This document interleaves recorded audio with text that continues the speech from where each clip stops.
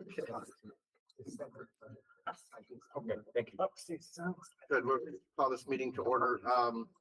The board president is remote, so I'm gonna be running the meeting, and we're gonna start off with the pledge of allegiance.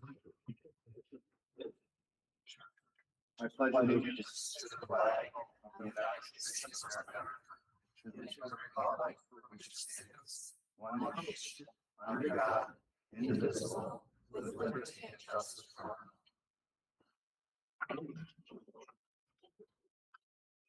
Okay, at this time, we'd like to just take a moment of silence and acknowledge the passing of an MPSD employee, Timothy Robley, who was with us a while, and he passed away unexpectedly last week, Thursday.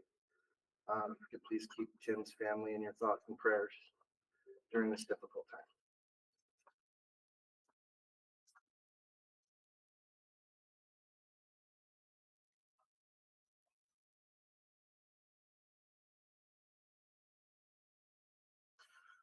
Okay, now I personally didn't know Tim, but if there's anybody here that, did know him and wanted to say anything, I definitely open it up to that, because we value our employees very, very much.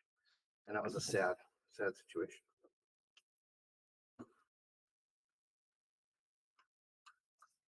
Okay, we have some routine business, but we're going to start off by getting signed into the book. Roll call. I mean, not roll, but roll call. Christopher Abel. Here. Vic Hansen. Here. Matthew Phipps. Here. Stacy Seldner. Here. Matthew Spalding. Here. Carrie Trix. Here. Tony Bostelka. Here. Okay, and since we missed the last meeting, we wanted to put the public input into this one. So does anybody have any more public input papers they wanted to bring forward? I have 2 so far. And individuals are allowed 5 minutes each, 30 minutes total unless otherwise stated by me or the board president. But I personally, I'm not going to hold you to that. So do the best you can to keep it close to 5 minutes. And we're going to start out with our first one will be Braden Meyer. Braden, could you state your address for the record? And there you go. Braden Meyer, 710 Whitewater Drive. Throughout our nation's history, students have always learned that capitalism is fundamental for a prosperous society and that America is the greatest country. Young people should know capitalism is what created the greatest nation in the history of the world. Knowing that will give students a greater sense of patriotism, of which they should go on to celebrate our wondrous nation for the rest of their lives. They would know how much better we have always had it here from the beginning of our nation than any other place in the history of mankind. Today's world contains a minute counterculture which is trying to take our kids to raise them as their own in order to turn them into activists that aim to break the chains which hold our society together. Anti-capitalist lectures are activists. That was never part of the traditional education system. History is an important part of our social studies curriculum, but there is a crucial aspect missing.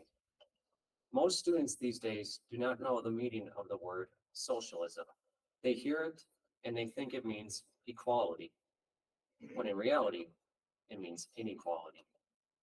This is why I believe it would benefit students to have part of the curriculum lectures on what this actually means. Students are unaware of the horrors these satanic ideologies have caused to billions of people over 100 years. Learning this will help students become more informed and part of a greater civilized society. This will ensure school is not a playground to bounce socialist ideas off of the next generation to see if they will create a new society with them. These lectures could have another class dedicated to them, if not implemented in current classes. I can see students having an enjoyable time with this topic. In my public speaking class, I did a presentation on a topic like this, and I can say my classmates were very intrigued. In our curriculum, we already teach that Nazism is evil. That is a form of socialism. So why don't we teach the evils of communism? Communism has caused a superior amount of suffering over Nazism. Teachers need to emphasize and actually tell their students that Nazi stands for National Socialist Party, so they know it is a socialist ideology.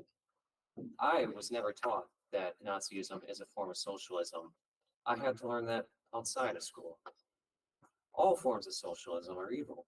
Let's not just stick to one particular socialist ideology to teach the evils of.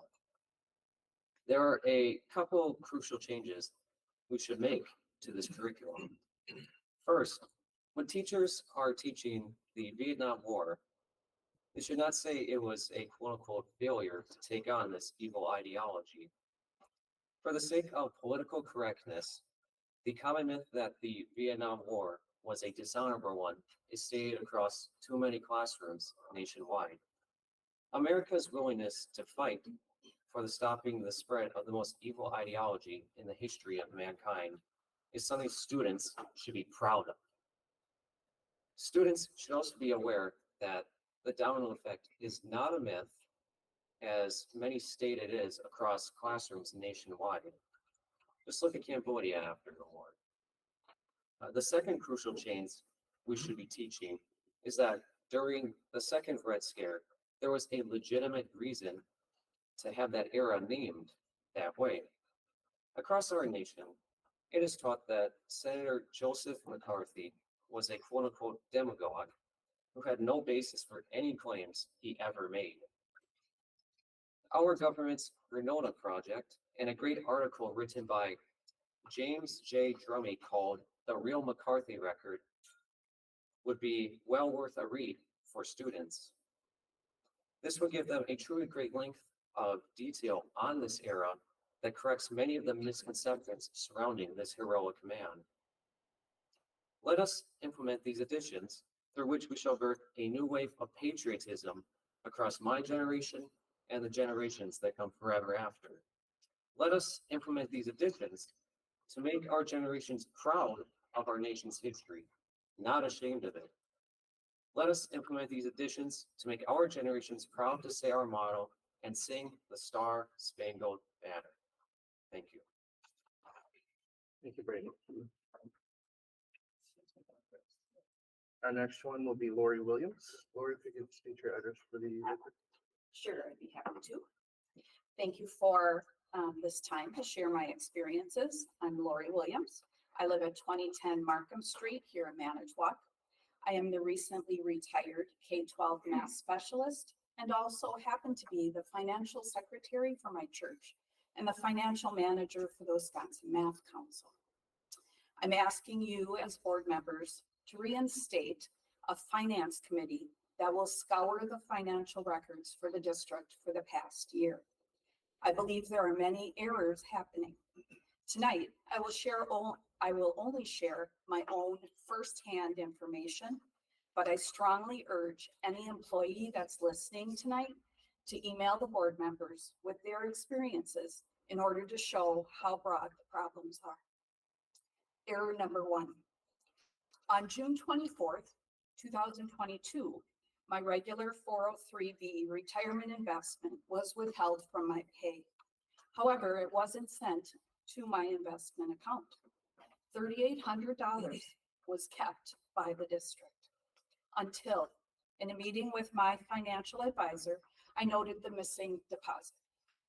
My money was not transferred to my account until I pointed it out in November, and it was finally transferred on December 15th. That means that I missed out on interest and dividends of 2 quarters of 2022 when markets were actually making gains. My question to Mrs. Erdman and Mr. File, which has yet to be answered, is why was this discrepancy not caught in July of 2022 when the 21-22 fiscal year was closed out? Error number 2. My first paycheck for the 22-23 school year on August 26th was $189 short. That money was added to my September 9th check without my intervention. Error number 3, my September 9th check payment was incorrect because no money was taken out for my automatic 403B transfers. Since that error was not caught by the business office, I had to be the one to bring this error to light. This resulted in a double withholding on my October 7th check. And again, I missed out on a month of market increases. Fast forward from the beginning of the year chaos in my bank accounts to the end of the year. On June 30th, teachers, including me, received the payout of our contracts, which is about the equivalent of 4 paychecks. Error number 4. On June 30th, the pay amount I was issued did not cover the full payout of my contract. And again, I had to point this out to the business office. Imagine my reaction. I received a phone message saying that I would need to have a phone conversation in order to straighten this out. What I found out during that conversation was error number 5. Not only was my pay short, but the settings in Skyward were incorrect and my federal withholdings were incorrect. And I actually owed over $1,000 in income tax. Fact, I did receive an additional deposit for my missing salary on July 6th, after letting Mrs. Erdman know that I would pay my own estimated taxes rather than trusting the district with that money. Error number 6, my check stub from the initial June 30th deposit has disappeared. Error number 7, I never received a check stub for the July 6th payment. Error number 8, the replacement corrected pay stub for June 30th that is now in Skyward shows me paying the taxes, and the net payment amount for me does not equal the sum of the 2 deposits.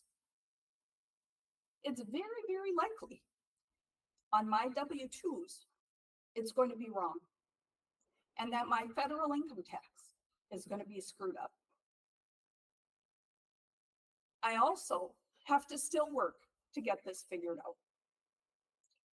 I can't be the only employee to which this has happened this year.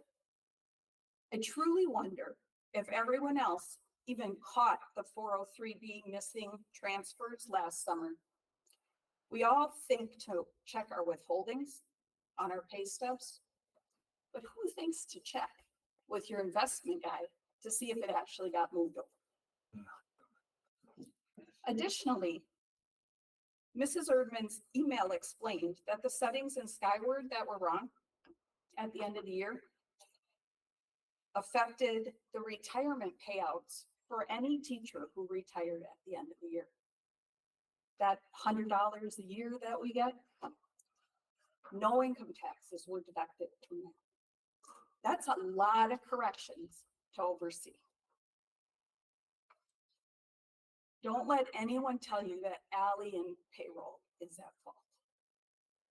The turnover in the business office, just like in the schools, means that it was the administrator's responsibility to train folks on 403B deductions and all kinds of additional payments that were made this year. Mentor pay, COVID bonuses, payout for unused personal leave, etc. And it was the superintendent's responsibility to question the number of changes to payroll that are happening in 1 year. Changing the teachers from every once a month to every other week payroll. 4 months later, changing the payroll software. A couple months after that, changing to punch in, punch out. And it was the school board members' responsibility to ensure there was a system of checks and balances through all of that. The buck literally stops with leadership. Again, I respectfully ask that you reinstate all board committees, but especially finance, to oversee what is happening at the central office. I am truly concerned about what is hidden and possibly being covered up. And my examples are just a few. Thank you. Thank you, Laura. Okay, that's the only, that's it. That we have for public input. All right, we're gonna move on to our consent agenda. We have two items and they're basically just the meeting minutes for the last meeting. Go ahead. I'd like to talk about those two items. Sure, would you wanna separate them both? They're kind of related, so we can do them together. Okay. So do we need a first and a second before we actually do any discussion on it? I don't think so. Go ahead, Biff. What do you want? I checked with the Attorney General's office. Since Lori doesn't do the minutes, she shouldn't take credit for writing them. Whoever writes the minutes for our closed session should be the secretary for that, rather than, unless you're getting a transcript or a recording to listen to. The person who's doing it live should be taking the notes and then getting credit to be the secretary of that meeting. Okay, and we do that differently. We write that differently on. Well, it's got Lori as the person who submitted the minutes, and she was not at this meeting, so I don't know how she was able to translate them. Well, The second concern is, I mean, first of all, that needs to be fixed, just because that's the way it's supposed to be done. sure, I agree with you. My second concern are the minutes don't really cover what we talked about. I know you can't get into detail, but there was a lot of discussion on June 13th about goals and coming up with ideas. And I thought it was a pretty good meeting because there was a consensus and people were talking about it. That is nowhere to be seen in those minutes. And following that meeting, within a day or two, we were talking about doing the extension of the contract right away rather than waiting till January when we went over those ideas that this board had discussed.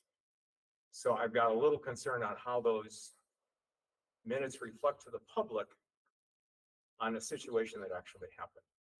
And being somebody who's been in government for 25 years, I'm pretty picky about getting the word out to people and being open about what we discussed. And that information is not in these minutes. So I think that should be fixed. Okay, so, go ahead. I was just gonna say, Biff, it does say goals and objectives in the minutes. I don't know if you saw that. I saw that because Didn't say what they are. it doesn't say anything about the type of goals and objectives we were looking for. Yeah, it's just, I mean, it's just boilerplate stuff. There's no minutes there. So it was too general? It's Oh, way, wow, yeah, way it's very too- general, and then there's nothing mentioned at all in the second minutes about that ever happening. Okay. Go ahead, Steve. Yeah, I did consult with our attorney about the minutes, and I know Biff has consulted with other people regarding that, and the attorney, and also when I looked into the specification for what the minutes need to be in there for a closed session, they do not need to be as specific as Biff is saying. Again, that might be a different interpretation of what it actually says in there, but I can tell you, if you want to consult with our attorney and see if there's any wrongdoing, you may do so. But the attorney didn't say we couldn't say more, right? The attorney just said, well, you can keep it to like a minimum of virtually keeping the meeting secret. But the attorney didn't say you couldn't say more, right? When you look at in the statute what it says about closed meetings and what you actually have to put in there, it's very I don't want to say specific, but it states what you have to put in there. And what you're describing is not what a closed session minutes say needs to be in there. Okay. I would say that's according to our attorney. Yeah. no kidding. When I talked to our attorney about another issue earlier this year, he disagreed completely with Corporation Counsel, City Attorney, and Attorney General Office on how specific things can be in meetings and how things should be done. So we're in an area that, the reason I'm bringing this up is this is information that we should be sharing with the public. That the board is looking for goals and objectives that we can say, this is done, this is done, this is done. These things are covered to make it a district that's going after those things. That's what I'm looking for, and I think the public deserves to know that we're trying to do that. Go ahead, Stacy. And I would say that, especially in our strategic planning session, those are the items that we're going to address. And as well, Superintendent File has discussed both of the issues that were addressed in that meeting that he's working on. So again, it's not being hidden from the public. The minutes aren't for the public. And we are addressing each of those items, not only in the strategic plan, but also in Jim's evaluation. Okay. So I guess what I'm seeing here is, can we agree that, let's start with the first one. We need to have her reflect who actually wrote the minutes, or at least where she got the notes from in the notice. The minutes should be submitted by the person who wrote them. Okay. That was the present, unless she is taking a recording and writing them off the recording, and Okay. unless somebody recorded it on a phone, I don't think that happens in closed session. Does anybody else on the board have an issue with that? I mean, it makes sense to me if that's what's supposed to be. Okay. Proper procedure. Okay, so we have been doing it like this for a while. Can we approve the June 13th? Or at least go for it, because that's the way we have it set for right now. We need to make sure that in the future we have our minutes, or do you want to I change would that? respectfully amend it for these 2 minutes, because these 2 minutes may be coming back as discussion. Depending on how they're Okay. looked at by other people. Stacy, who took minutes for that? I did. Yeah. Okay. On the June 13th and the 27th? Yes. Okay, can we approve them with that amendment? Which minutes are those, the 13th? The 13th the or one the with The regular 22nd, board meeting? or the 27th? We both had closed session Yeah. minutes that she took the notes for, and then Yeah, she okay. transfers them to her, and then she types them up. Closed meeting. And I don't see any issue with that. Can I get a motion to, With the open meetings, with the open minutes, the minutes in the open meeting. the minutes in the open meeting, she takes minutes. so I she know, can- I she know, can I know. definitely do that. Oh, so you're just saying. that We're discussing clearly and The identification of the author ought to be On the reflected closed on the document. yeah. I would move to amend the minutes from June 13th and 27th to reflect that they were submitted by President's by Stacy. Stacy, okay, can I get a motion to approve the Yeah, meeting minutes with that? I'll second that motion. It's just, So I got a motion and a second. All those in favor? Aye. Aye. Okay, minutes approved. We gotta go to the report of the superintendent. We're gonna start off with the personnel report for HR Director Mike Knoll. Good evening, everyone. This document reflects a whole month of hires, resignations, retirements, whatever. Because as you're well aware, we did have a previous meeting, the earlier meeting. I guess where I'll just go down to the bottom and just kind of update you on where we're at relative to certified staff. And we have a finalist coming in for the associate principal at the high school. We currently have a plan relative to the principal of Washington Middle School. And we'll see if that comes to fruition. We have not found a school psychologist. I don't think we're going to find a school psychologist. Remember that was a new position. And so Katie will end up working with the school psychs relative to what that's going to look like for 23-24.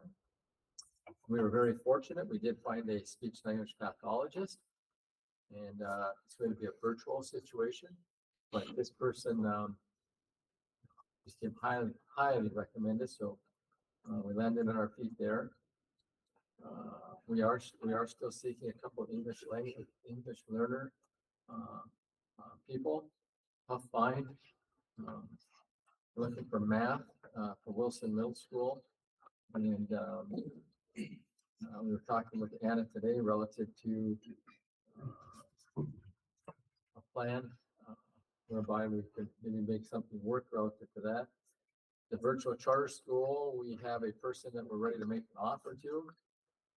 As you can see, we have some reading positions. We currently have one person that we may be able to fill one of these slots with. We will know within this week. But the other three, we are struggling to find. Science at Washington, talked with Lee today, and we have a plan. When I say we have a plan, we just don't know, if it may come to fruition, it may not, but we're working on these things. And as you can see, we have a DC position that we're struggling with. Crosscat, and we have a couple elementary, one middle school, we have like 3 at the high school. So, Katie and I and others have been in a lot of dialogue relative to how we're going to make that all work. Because we definitely aren't going to fill the seats on that bus like traditional meetings. So next, Katie and I talked about on the 11th, we're going to have open interviews. We're going to, we've worked with Lisa Singh to send out a brochure to all of our social, Facebook and whatever social media outlets we have. And we're going to invite people to come in, custodial maintenance, paras, and people with bachelor's degrees, because if somebody comes in with a bachelor's degree, we may, if we're really, after the interview, we're interested in them, we may pursue them to go with a LWS1 license with stipulations for 1 year, and maybe they can fill a slot based on their bachelor's degree being, I don't know, for example, something in science or something in math or something that's related to working with students with disabilities, whatever, some of those types of connections. Tech Ed, that's at Washington Middle School, and I keep saying we have a plan. We have a plan. Pretty confident we're going to be able to make something work there, but that won't be known for at least another couple of weeks. So the long and the short is that the candidate pools are extremely low. What are The candidate pools Oh, extremely low, almost we've exhausted them pretty much. Actually, right now we're looking at all kinds of different alternative ways to cover the basis going into the fall. is that why we have so many with stipulations, license stipulations? I mean, we got a lot of those. That's correct, Kerry. We're trying to get good people who we think will meet the needs of our students in a very positive, productive manner, and we go with those licenses with stipulation. Correct. I'd be interested in how do you feel about people that are being hired? I mean, the candidate pool is low, but the fact of the matter is we really are hiring a lot of first year out people and a lot of people that have, not a complete license, stipulation on the license. And I don't know how that's going to impact the program. I mean, we did get pretty decent scores on, the academic qualities of the program in Monterey Public Schools on the survey, but I'm kind of worried about potential for erosion there. I mean, it seems like when you hire somebody who's got a contract, but not an appropriate license, you're kind of running an apprenticeship program. Is that misrepresenting it? Well, I don't know if I'd say apprenticeship program. When I say these candidate pools have been exhausted, they've been exhausted. Do we feel as though we are putting people in these seats as teachers and just flat out settling and just warm bodying it? Absolutely not. No way. I mean, we are putting people in there that we are confident will meet the needs of the district and the kids. And they have to work with their license, and we monitor that.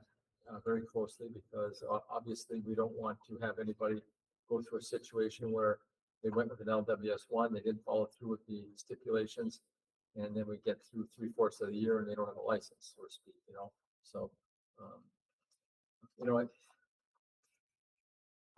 it's not as good as somebody going through a traditional education program, student teaching, and coming out that way. I mean, but it's a different world. It's a different situation right now. Yep. Seems like this problem's not unique to Manitowoc, right? Just from what I'm gathering. Well, I don't think it's unique to Manitowoc.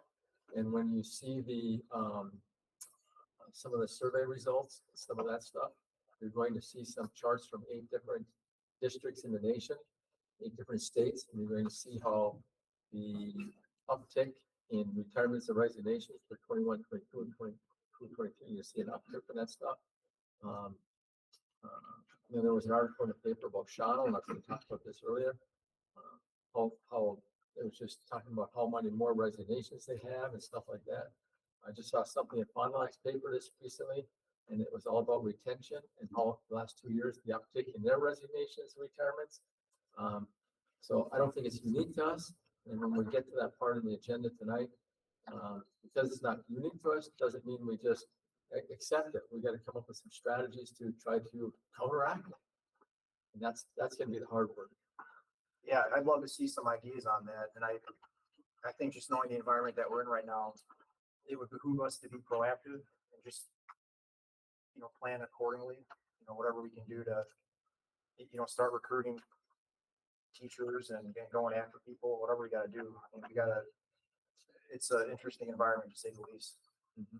I agree with you, Tony, but I do also know that it's kind of a little bit more along the lines of what's the way it always is at this time of the year anyway, right? Like once we're into the summer, it gets a little bit more difficult. Usually we're signing contracts a lot earlier in the year. Right. I mean, when you're out there looking for when you're out there looking at the Canada pools in March, April, May, June, July. I mean, Canada pool starts here and it just does this. Right. Because everybody's grabbing the talent as Yeah. fast as they can, including us. Right. And then when you get to July, I mean, there's a lot of positions we've posted that we have 0 applicants. Okay. Well, then I It's have rough. to say that this list is quite impressive of the hires. Just like Carrie said, we have hired quite a bit. So that's good if you're confident in my end. Go ahead, Matt. Mike, I just want to say Oh, sir. thank you very much for the caliber of candidates that you're hiring. And I have complete confidence in you for what you've been doing with the hiring process. And I just want to say thank you for being resourceful and being a problem solver. And like Tony said, he wanted to see things that are changing and that you're doing, and you're doing them right now. So I know you kind of tiptoed around how you said you were hiring different candidates, but that's the problem solving. That's the moving forward that we need. So, and I just want to say thank you for doing that. Don't hesitate by explaining it, how you did it, how you had to do it, because the market is changing rapidly, and you're solving the issues in front of you. So, thank you. And I know your position is not easy. So. Go ahead, Chris. Yeah, thank you. All of the spots that we need to fill, we need to fill. I'm not saying I don't think that, but I will tell you, worrisome to me, especially with us now starting to ramp up for SFA, are the reading teacher positions, because these are people with graduate work in the very encumbrances that children encounter during reading, that regular teachers, for all their education and all their experience, sometimes can't find ways to solve. So those are really critical positions. And so for us to be down 4 of those now, it is something that does concern me. But it's not all dark cloud, because I'm super happy to see on here the return of an art teacher that I know was well regarded by students and by other teachers to the district. And I'm thrilled about that. And it's not the first person I've seen on these lists that's coming back to the district. And I think that's a very positive sign. Yeah, that's a good thing. Go ahead, Ben. I would add to that, Peggy Bowling is returning at Lincoln High School. It's an Right, outstanding teacher. Michael, to Carrie's concern, And special ed has been this way forever, trying to hire and find people. But now it's gotten down into regular ed positions. What are the support systems for those new people that are coming in that might have a license or not have that traditional education that a teaching candidate has? It's tough for a principal to be there all the time. So how are we going to support those people in the classroom when they have questions, when issues come up about behavior, that aren't curriculum? What support systems are we going to have for them? Well, as you're well aware, we have the mentoring program. Probably Heidi can speak to that if you wanted to, if you wanted to. And then all of these people are enrolled in a program to get their license. So let's just talk about the right program, residence and teacher education with CISA 6. We have a science teacher who is enrolled in that program, an art teacher who is enrolled in that program, a special education teacher that's enrolled in that program that we're working with. My point being is that, let me take the art situation, okay? I'm going to share with you what happened here. I think this is an interesting story, and this is showing you what's going on today. So we had a clerical position, a vacancy. So I happened to go into the weekend and we had some applicants. I see one applicant in there has a bachelor's degree in art. And I can't remember the exact terminology it was, but it was something to do with art, and a master's degree in graphic art. And I knew we had an art vacancy, right? Well, we had two at the time. Okay. So we had Washington and Elementary. So I call her up and I say, I see an art bachelor's degree in art. And she says, yes, I do. I said, have you ever thought about being a teacher? She says, yeah, I did. When I first came out of high school, I wanted to be a teacher. But I was told that the art programs were going to be eliminated. There wouldn't be any art teachers. So I dropped out of art education. I thought, oh my gosh, who misinformed you like that? But that's what she told me. So trying to cut to the chase here, and that is that we interviewed her. Once again, she's a bachelor's degree in art. She has the artist talent. We interviewed her. She's in the right program. So she's going to be getting the supports from mentor, supports in the right program with Baskinville. And she's in it she took the year program, so she's going to hit it pretty hard. And she has been employed on an LWS 1 for an art teacher for an elementary school. So do I feel good about that? That's right. Yeah. About that. That's the RASA, one with the master in business. That's correct. That's correct. Yeah. That's correct. So resides right here in Manitowoc. I just can't see, we had two art positions at the time. We hired two, I think we had two decent art teachers. So that's, Awesome. Stacy, do you I have can something to say? speak. Oh, I can share. Oh, I a little bit, apologize. But if Stacy would like to go. Yeah, first. she did. She rang in before, but. Yeah, you're muted. You're muted. The other thing I wanted to say was that remember that we have the shared leadership model. And with SFA, there is a coordinator at every one of our schools now. And they are going to be part of that team that helps the development of teachers. So they're the person that's on site. So when we talk about how does a new teacher handle discipline or how are they being mentored if they're new, that person is there in the school to provide that service along with curriculum and the systematic model. So I think we are, in my opinion, I think we're better set than I think we ever have been with resources in the school itself to be able to provide that kind of assistance. And remember, the majority of our coordinators are longtime teachers that have pretty high academic bona fides that have taken those coordinator positions and are going to be an absolute asset to that. We also have our administrative team of Katie and Lee and Heidi, and I'm missing one other person.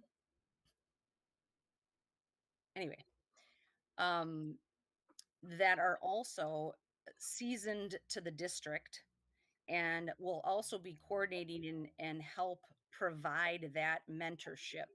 I think in a different way, in an effective way than I think we've had in the past. And so I'm very excited about the team that has been created and the collaboration that's happened with Mike Nault to think outside of the box and provide the best educated team that we have and set up the supports there. Definitely. Oh, go ahead, yes, go ahead. I was just going to speak to some support that we're providing for our special education teachers. I learned the most from the veteran teachers when I was a new teacher that were in our sites. It's the best on the job training there is. We just are less fortunate now to have those veteran teachers in all of our sites. We have very eager to learn people that we've hired. So last year, recognizing that there was a little bit of a shortage of vets around to show people the ropes, we piloted a coaching model. So Lisa Duckert, who was a longtime special education teacher, she's a wealth of knowledge, a relationship builder. She's amazing. She started taking 1 day a week from her assignment at Franklin Elementary School and going to some sites and supporting our new teachers. So we will continue that model for our special education staff, using Lisa in that leadership way to support teachers and staffs and just help with tips and tricks and be a model and be someone that can help hone the skills or refine the skills of some of our special education teachers. We're expanding that to invest in our paraprofessionals.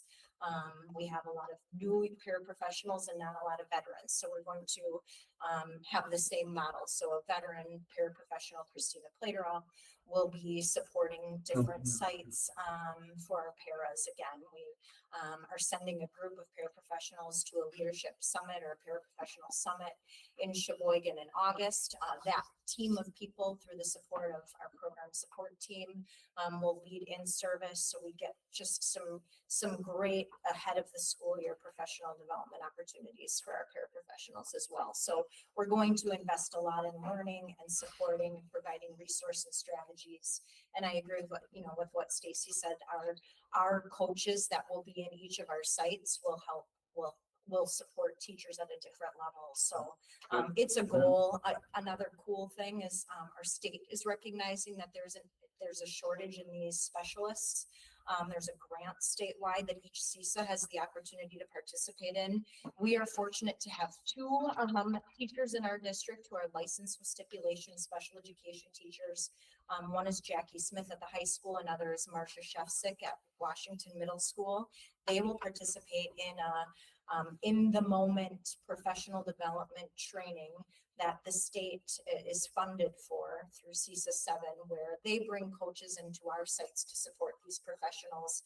They have full day learning opportunities at CISA 7. So we're really excited about that opportunity for those two ladies. And then we're hoping to grow the capacity of what that CISA training model looks like. And I know that's a goal of our CISA collaborators as well. So there's some great opportunities. I'm glad to see that we're expanding that. Go ahead. Matt, I'm really happy to get that information, and it really, makes more sense out of all of this. But I must observe that, if we didn't ask the questions, we'd never get the information.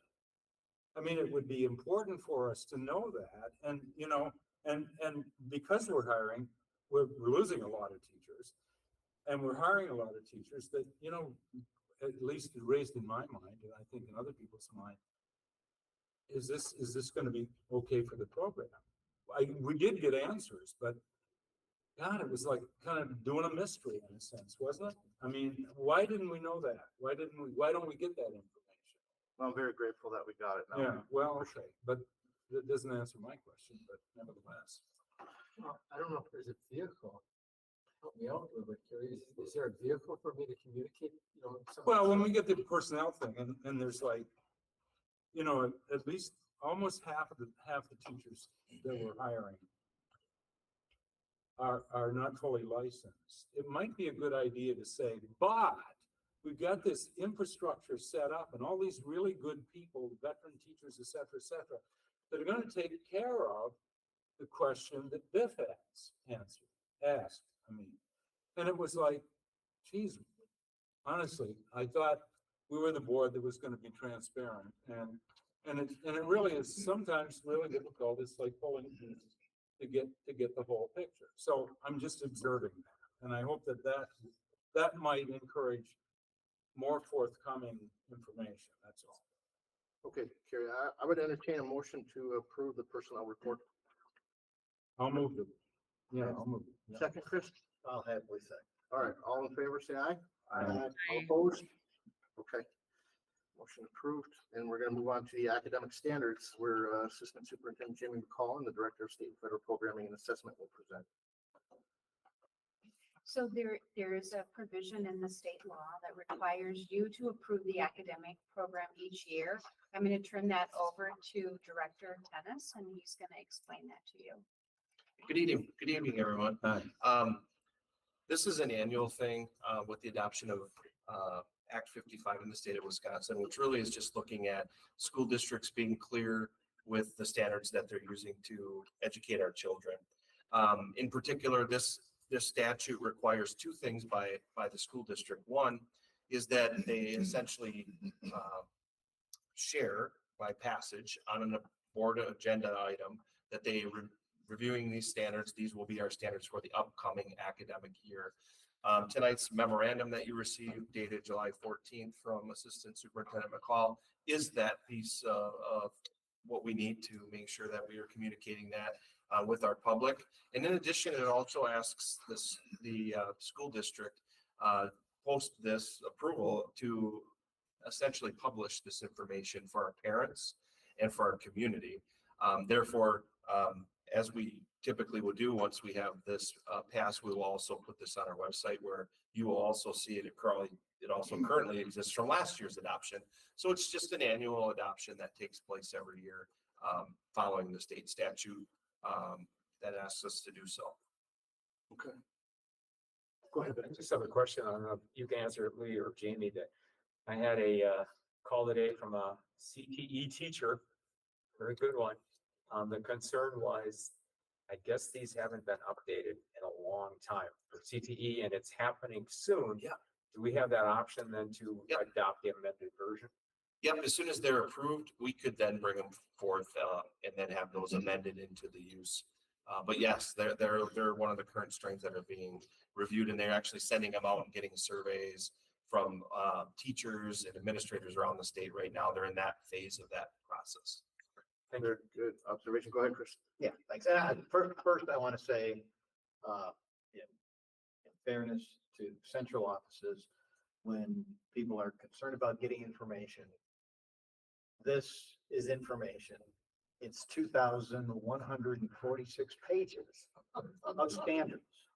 And I'm a guy that's read them in the past and started on it. I didn't get through all 2,146. So I was counting on being told something tonight to make me feel okay with voting for it, even though I haven't gotten all 2,146.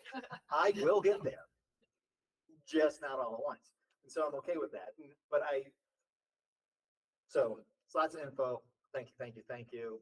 Yeah. Some of it's old. I noticed that too on some of the pages, on some of the standards. Hilariously, the governor is still the superintendent of schools. Yeah. So there is some stuff that needs to be cleaned up, but one of the reasons they've gone to that online format is as soon as they're updated, they're changing. You get it right away. No more waiting for the big honking book that they charge you ridiculous amounts for. So that's good. My serious question though is this. These are very squishy standards. They have to be. I don't have a problem with that. I hope our goal as a district is working from those standards to get real specificity for what they need per grade level. I know we can't do that overnight. You and I have had conversations about this before, but I hope that's our goal everywhere, to get that and still share that on the web for people. So Chris, I want to address that because right now we have our department chairs that are doing just that. Great. They are looking at the standards. They are putting their units of study into them and putting in the essential questions along with type of a scope and sequence, which says which units are being taught at which month. Our hope, our goal is to have that rolled out by October.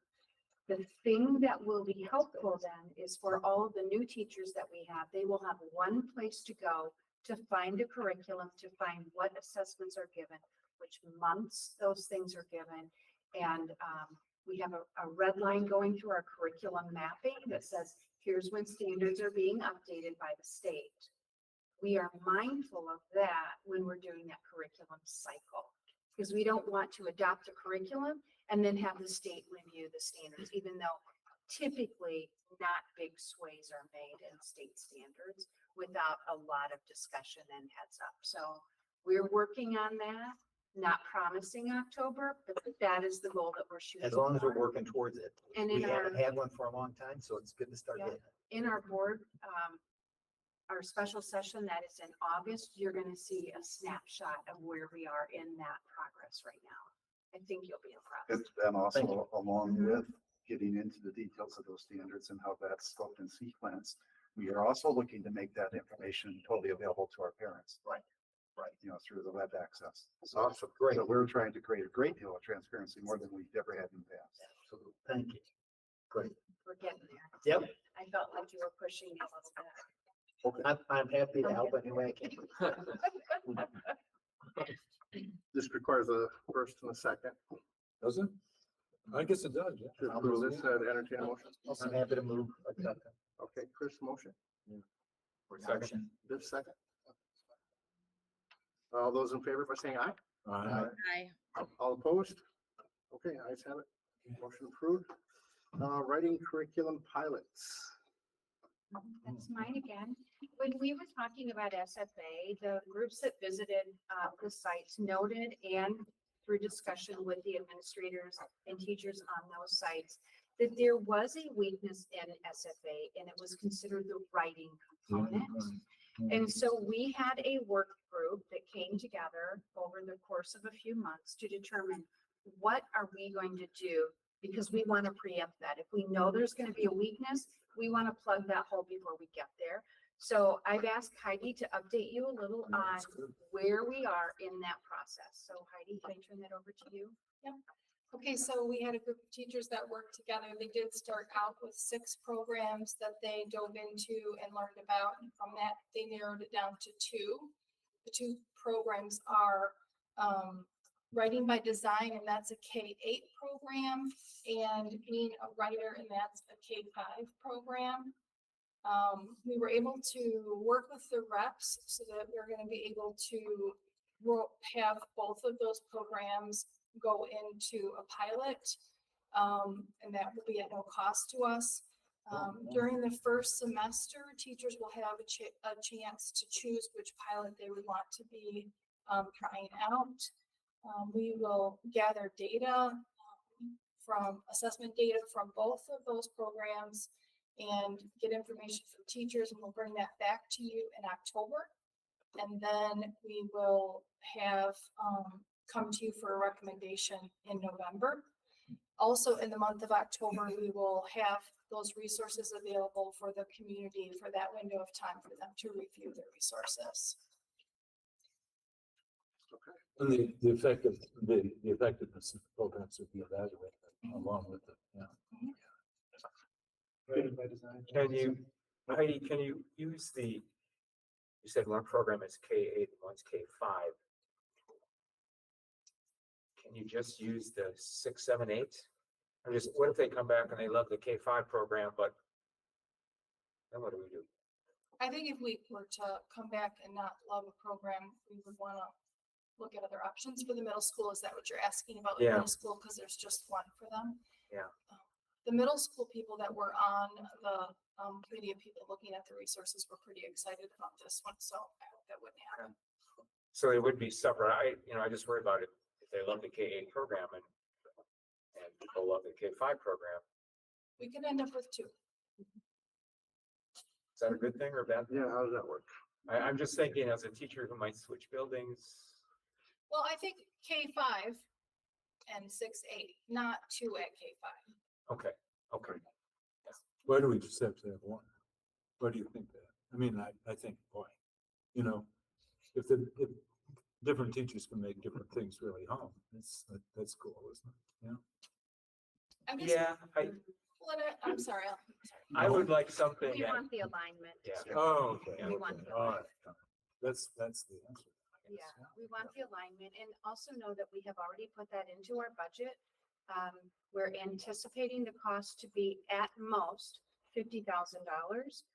So we have slid 60,000 over just to make sure that we have covered whatever costs might come our way. We got a lot of new money. It's the second program, Paul. Writing by design and being a writer. Okay. That was just informational, so Yes. we can move on to there. If there's any other That's good questions. information. Okay, we have a strategic plan update, superintendent file and like, no, Yeah, and first of all, one of the things that we talked about along the way is sometimes taking a particular aspect of the strategic plan and start highlighting it. And so what we've done is we've done 3 surveys, in terms of staff, parents and students. And right now we have a. no, she had raised her hand, so I wanted to make sure that, go ahead. Yeah, You want to say something, Stacy? I just see some, that we skipped the budget update. Did we skip one? Yeah. Yep. Oh, I apologize. We did. Let's move to that. We'll stick with it in order. I apologize. That's my fault. I'm not the most experienced at this, Stacy, with you not being here. No, that's okay. I got your back. Let's go to the 2023 budget update. Go ahead. And you were probably all prepared and I just left you with me. No, it's all right. It's all you, Angela. Go ahead. Thank you. Information was included in board book. There are, there's a lot of good news with the state, the biennial budget. We have additional money per pupil, $325 for 400 years. I can't imagine that wouldn't, that's the law as it stands right now. So that's, I was talking to our financial advisor too. She's like, well, that says it stands now, but it seems hard to believe that that will last. So that could be revised, but for the next 2 years here, right now, that's the plan. So in addition, really the most critical thing for us is that the low revenue ceiling is moved up to $11,000 per student. Really, so as I explained in the memo, they take, what your current per pupil is at the 325. And if you do not come up to 11,000, you automatically go to gold and you get the 11,000, which is wonderful. So as I like to explain it, it's almost as if we have additional credits. But we want to be very cautious with that because it all impacts our taxpayers. So we get additional revenue limit authority through both the operational referendum, and through that is going to mean that we're going to have several more close discussions as we finalize the budget. And the largest piece of information that we need to gather at this point is what our equalized property values are going to be. So after the end of July, early August, we get that piece of information, and that's critical. And that along with sort of our ending spot on the budget is going to be big as well. The work of the business office right now, what we're working to do is do final entries, not only to prepare for our audit, but every year annually by July 30th, we're able to make a transfer to Fund 46. And some years we make that transfer and some years we do not. So through the investment policy, the board provides authority for me to make those moves when we need to. Last year, out of courtesy, we talked about it as a board, but it's not required by the state to approve that. So the reason you want to do that is if we expend more of our budget and put that away into our long-term capital improvements plan, we receive more aid, and that's less that's charged off to our taxpayers through the next budget. So that's just an advantageous strategy for us because we are what's called a positively aided district. So we are super busy trying to get that drilled down as close as we can. So that's the main goal. So if we come into a property value range between 6 to 10% of equalized value increase, we will be under the $7.20 target that we had through the referendum. So then if that becomes reality, what the board may want to consider at the time is adding additional revenue and, and adjusting that amount and adding to the budget from what was originally projected. So those are all things that we'll be able to consider when we have more information. So that's, just some brief updates. It's really good news for our students. And, keep you guys updated as we go through the process, and either at August 8th, and we've even talked maybe about even a separate meeting, just because the budget needs more in-depth discussion, a separate meeting potentially. So I'll work with Jim and we'll sort out how we'll approach that. So. Sure. Yes. Does that mean we're getting an extra $1,000 per pupil next year? Correct. And is that from the state? Yeah. Well, they allow you the revenue limit authority, but when you take your aid from the state, the balance comes from the taxpayers. So it's like if you get, $5,000 in credit on your credit card, you don't necessarily want to use all of it. So in this case, if we use all of it, that's going to cost more for our taxpayers. So. Yeah, that's what I was going to get at. Mhm. So just doing some rough math, that's like an extra $4.7 million. Well, I had $200 per pupil included in the projections. So really right now, as it stands, as I put the actuals in and the estimated aid, it's about $2.2 million, I believe, or 2.6. I can't remember exactly, which would put us up at 2.2 million, almost 2.3, and would put us up to a mill rate of $8.22, which is way higher than we want to be. And so we have to really think as a board long-term, what where we want things to go. What we told taxpayers was $7.20. So, and so with the passing of the referendum, the votership knows that we're going to have an increase in their tax bill, but, we don't want to just, use as much as we can. We want to be very cognizant of that.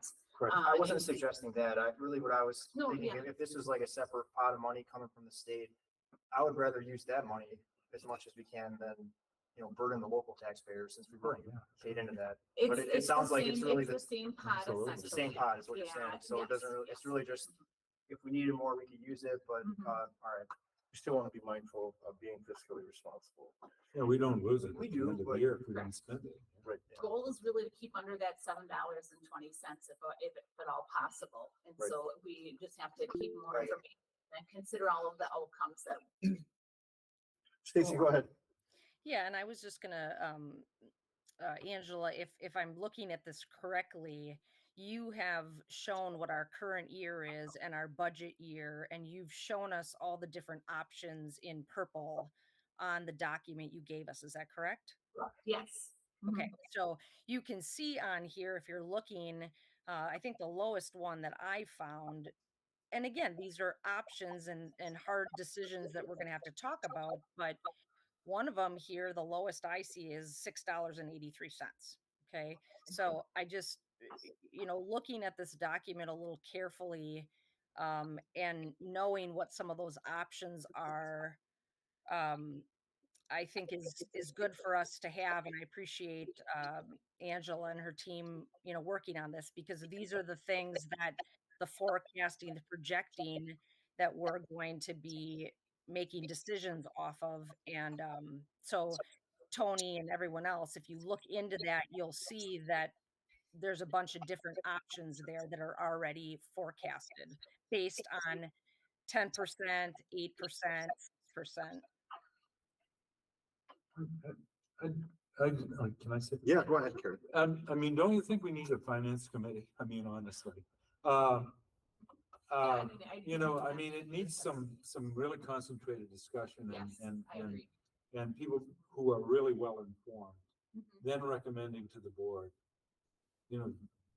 quote unquote, the right thing to do. I mean, I think that, well, we did talk about restructuring the whole governance system, but it seems to me that, boy, we're really lacking in our equipment when we don't have committees that are dedicated to that sort of work. And I must admit that when it comes to budgets and stuff like this, boy, don't put me on the finance committee. I mean, I really need the advice of people that I can think considering think that, in those terms.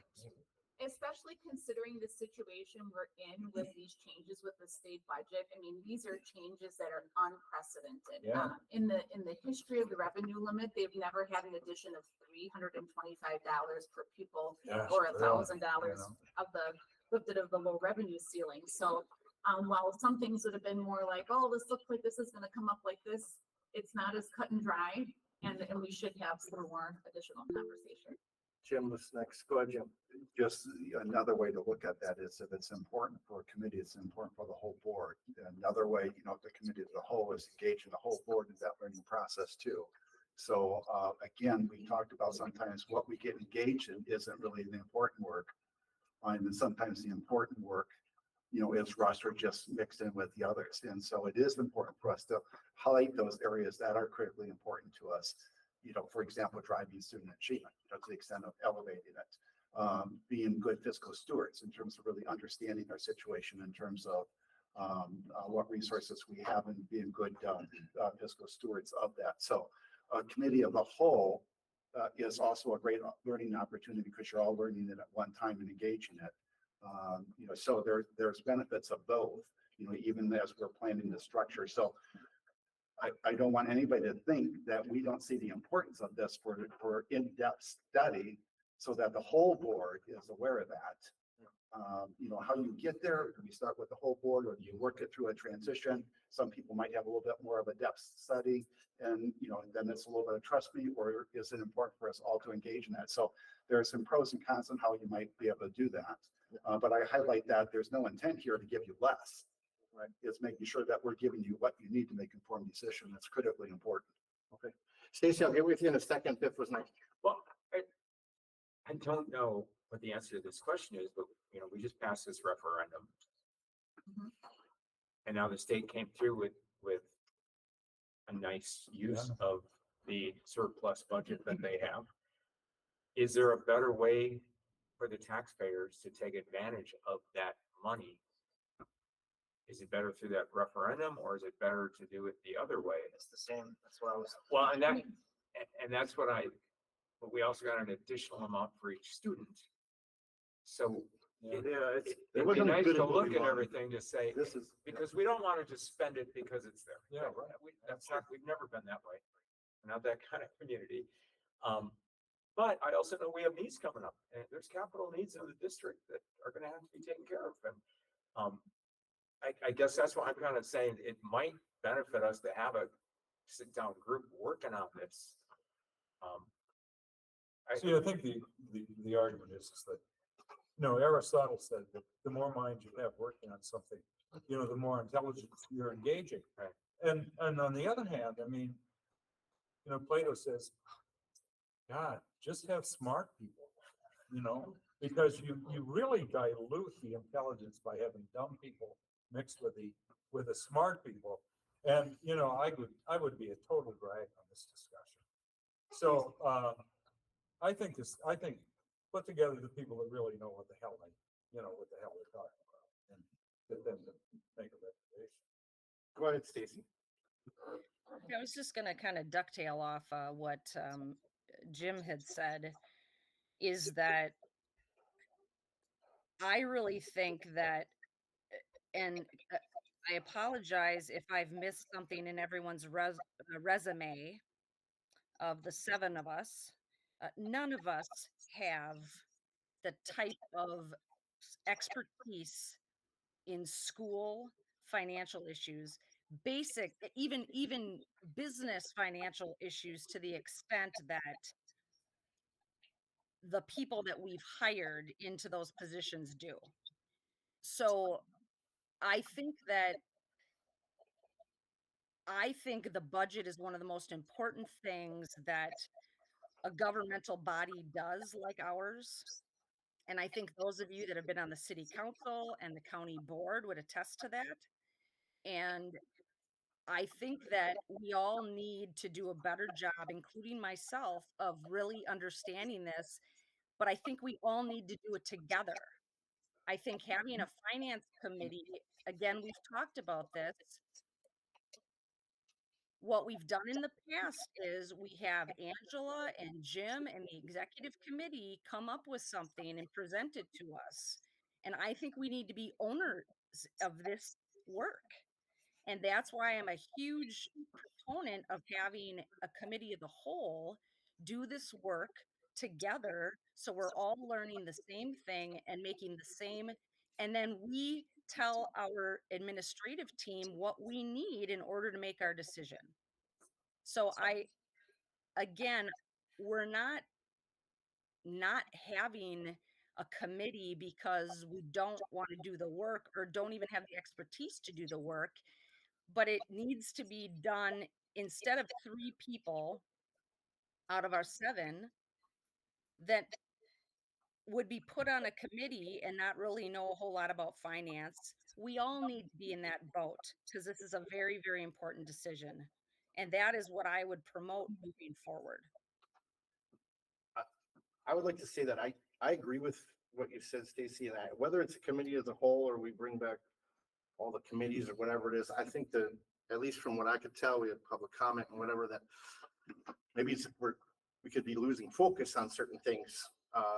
And, you know, so at that point in time, whether it's a committee as a whole or the 3 or whatever it may be, I just want to make sure that we stay on track and do something to make sure that we are not losing focus on certain things or making any errors, you know, that way. So that's all I got to say about that, really. Go ahead, Stacy. I just Sorry. have one other thing. I'm glad that you brought up, I just want to say that, and please correct me if I'm wrong, but there is the finance committee structure that we've been using to date since I have been on the board would never have caught the kind of issues that were presented during public input. Okay. So I understand the concerns, and I think they're valid concerns and have been addressed in some ways, maybe need to be more, but I don't believe that the minutia, the board is not, even at the committee level, going to know the ins and outs of what's being put into people's accounts. Yeah, you're right. You're right there. I thought the same thing too, but I just no other way to really put it that I just wanted to make sure that we don't lose focus. But I understand what you're saying. Go ahead. The other thing I would add is I agree, Stacy, as chair of the county finance committee, we never would have caught that either, but hearing it, that would be on our agenda for the next meeting to go and make sure it doesn't happen again. And that's the one thing that you have with that committee structure, is that ability to attack issues quicker than having a committee of the whole, unless we start having committee of the whole meetings to handle those kind of issues. So it's a way to do that and get that corrected as soon as possible. Yeah, and I guess I would just add that I would ask Angela and Jim to follow up and give us the next superintendent report of, you know, any information that we need to know. I think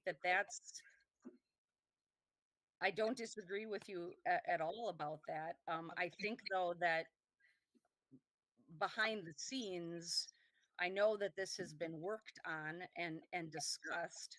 If we want kind of to Carrie's point earlier about, you know, the personnel report is, again, we need to let our administration know what we need to do our job. And if there are certain things like that we need to discuss and have on an agenda, we can certainly do that. And I see us all being in line about that. And it's a matter of communicating that to me and for me to communicate that and get back to you and let you all know that that has been done. Good. All right, if there's anything else, go ahead. Yeah, I just wanted to add, you know, I was on track with where you were going, Biff, until I understood it right. It's gonna cost local taxpayers the same. And regardless of where we pull the money from, whether it's the referendum or the new state fund correction. So my thoughts are, we have to be cognizant of, just the economic times right now. And, I don't think unless we could really justify it, we should go over what we allocated for, although it's nice to have the slush fund. And whatever we do, with spending, we have to really assess it from a standpoint of, what's the return we're gonna get for these dollars and how do we justify it? Can we tie it to the strategic plan or something along those lines? So I just want to make sure that we're mindful of all that as we move forward. And I don't quite get what you mean by the current economic conditions. I mean, well, I think there's a lot of people that aren't doing that great. I mean, with inflation and everything, and just stuff costs more. So there's a lot of people on fixed incomes, and okay. when you if you pull more, it's we can get more money, but that's gonna, if we can do it without impacting the local taxpayer, great. Sure. Yeah. Let's take back. No, We got hose for years. And let's make that a little bit more even. But it's gonna cost local people more. I was just asking you for Yeah. specific. Sure.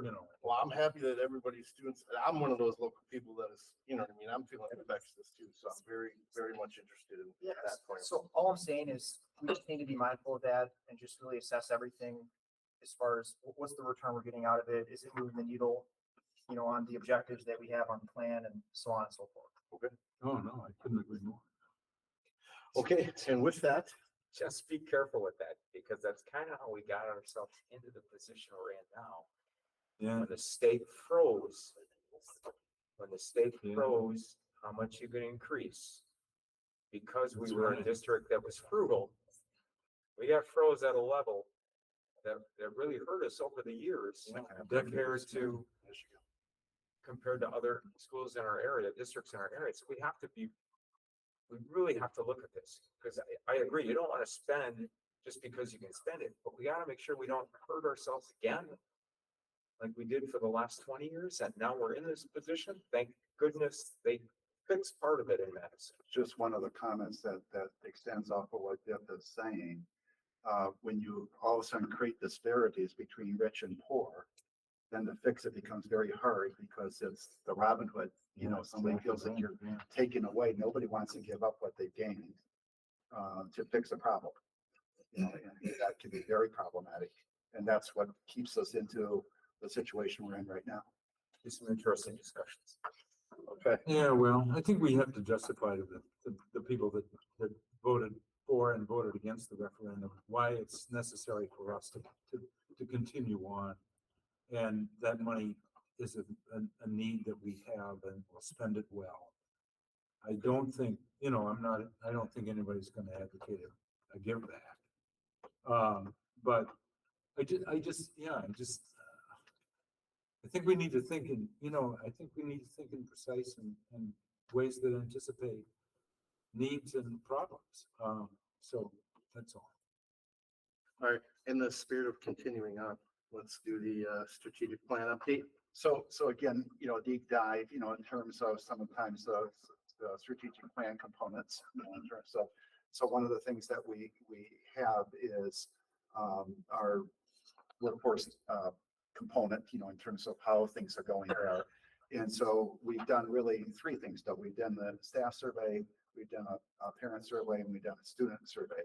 We're right now in the process of analyzing and compiling a summary information on parents and students. But we really wanted to make sure we got out right away the staff one. And so Mike has summarized the data from that survey. And unlike before, we felt it was important for you to also have the open-ended questions. And I sent that under separate cover. Even though it's not part of this, it does give you information you can glean a little bit more, from sometimes these categories. So I'm going to turn it over to Mike in terms of presenting the results of that survey. Thank you. Brady's gonna hook me up right here. We're gonna put on the front screen up here. It doesn't go on the two side screens, which is what my preference was, because they're in flux with some work, I guess. Yeah. So it'll be up here.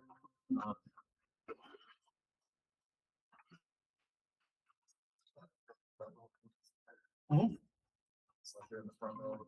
I know, right? Yeah.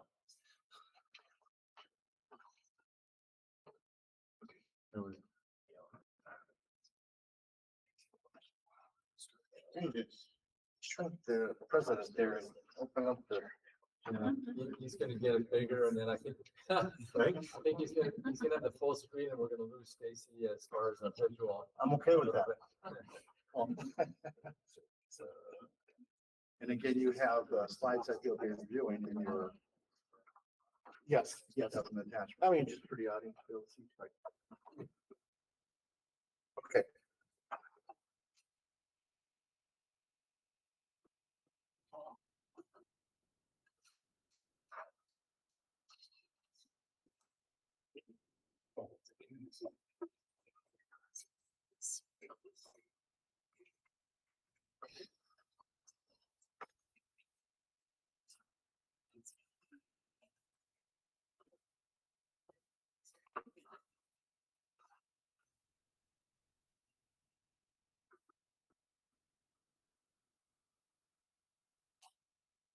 Suspense is killing me. Yeah, Dean and I were commiserating back here. Oh, now we're back to those virtual learning days and you thought you'd have everything good and then kids are looking at you and that's.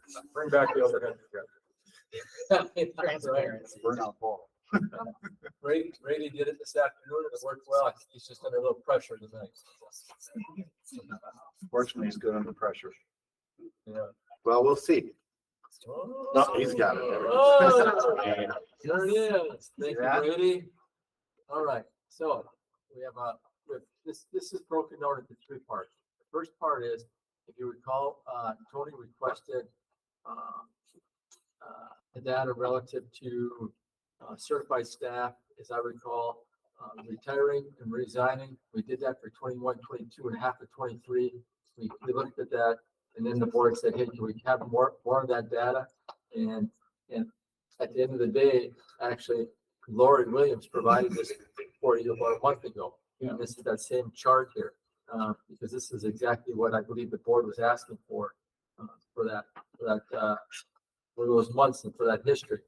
So when you look at this, I mean, and you've looked at it before, and you'll notice obviously that the number of people resigning and retiring in 21, 22, and 22, 23 far outdistanced the previous 3 years. That was only teachers though, right? Yes, this is Yeah. certified That's only staff. general ed. It doesn't include special ed. Special ed is a different tab.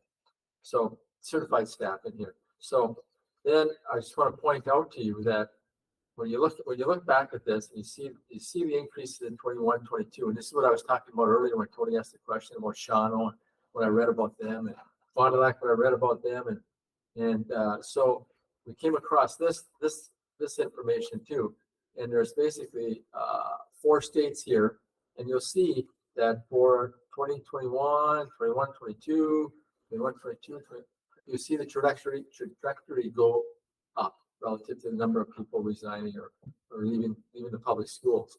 And then you can also look at, Why don't we have a Wisconsin chart up? we wish we did, Carrie. Oh, okay. We looked for it, it wasn't there. Because if it would have been there, it would have been in here. I'll tell you that right Yeah, now. Yeah. Seems apples and oranges to me, but you know, whatever. So, but I think what it just demonstrates is that we aren't alone. This is happening in 8 other states, and it's happening probably in all 50 states or whatever.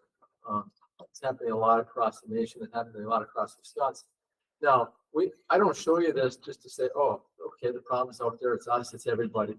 Because we're not going to wash our hands of what's going on. We're going to try to figure out with our findings, what is it that we could address? What is it that we can't control? And what strategies are we going to execute to possibly offset the number of resignations that we're having, those sorts of things. So, and then this is the second part. This is the exit survey results from 21, 22, and 22, 23.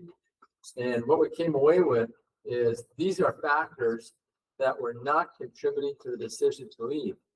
And the reason that when we looked at these, the number of people that said these were a factor was very small.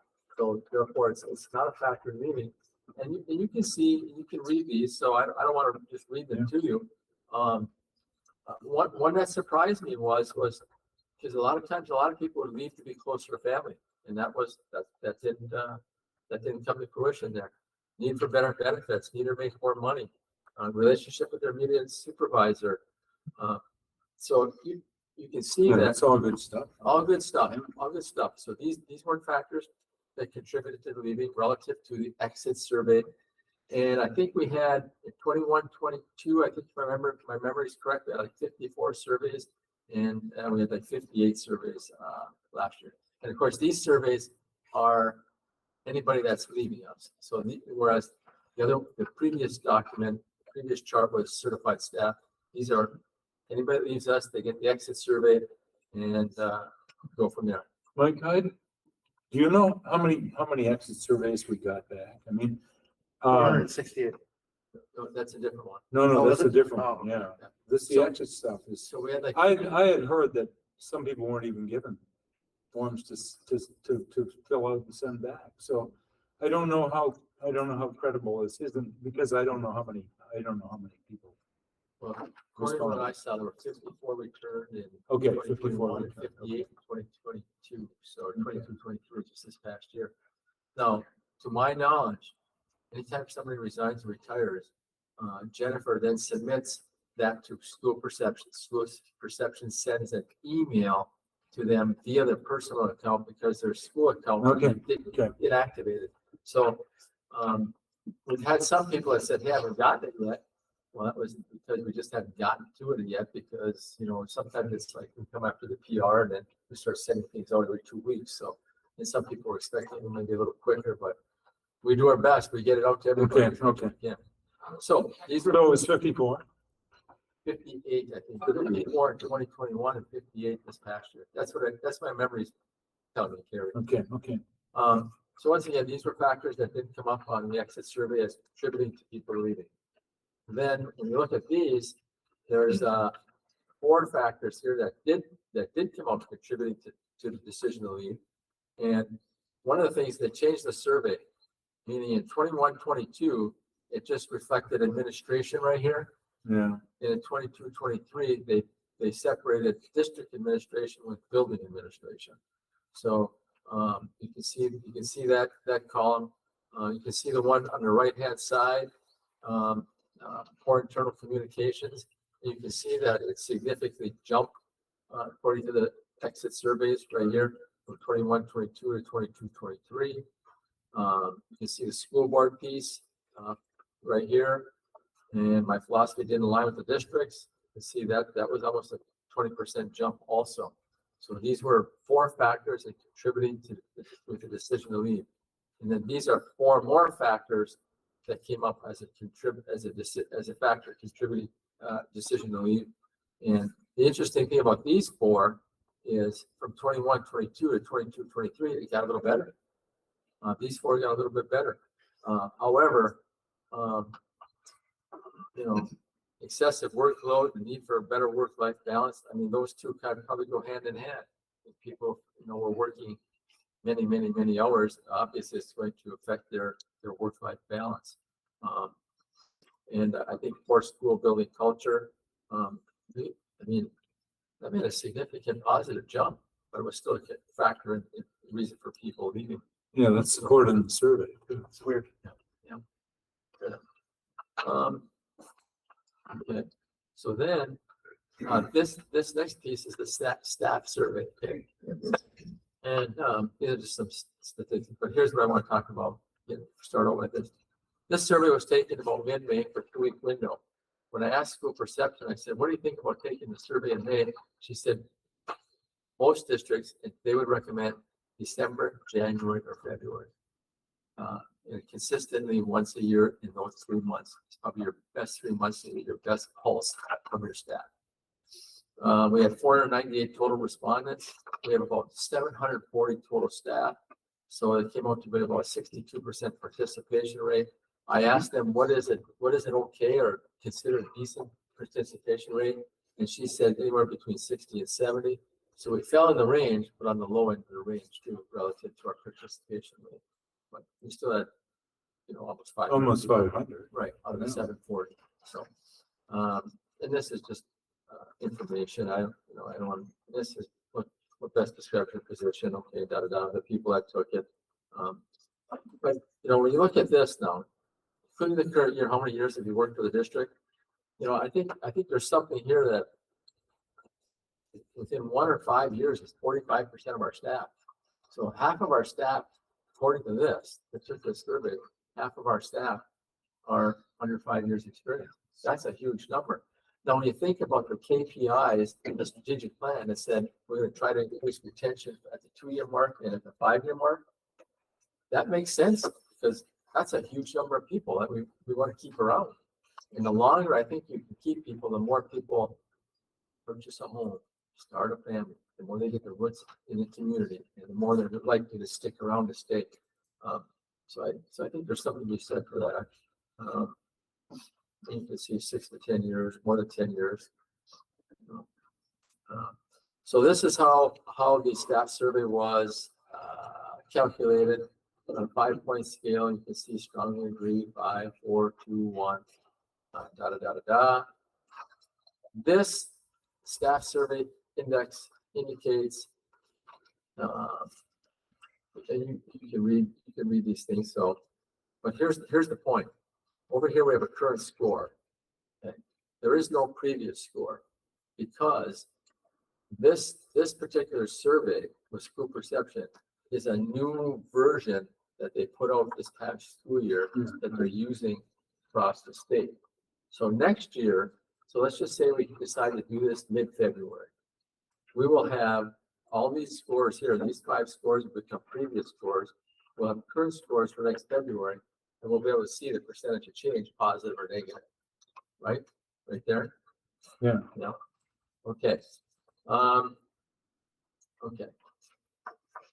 So survey section, this is about the work that our staff does a good job of educating our students. 95% of our employees that took this survey said yes.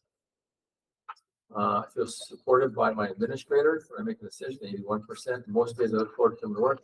I think those are fairly positive comments.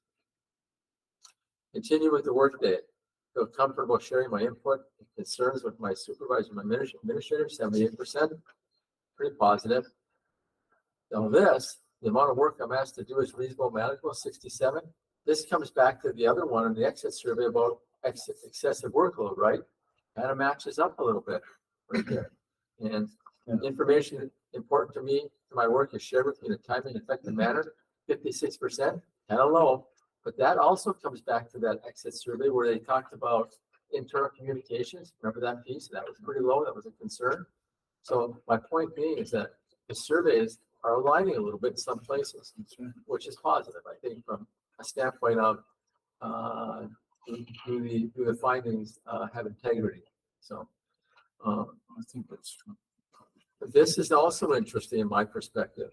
The discipline piece here, pretty low. This indicates that we're still concerned about student behaviors in this district. We haven't, totally got that under control to a point where maybe where we want that. The district seeks input from a broad range of staff members. That's quite low. So we can see people are not feeling as though we're valuing their input, hearing their voice, those types of things.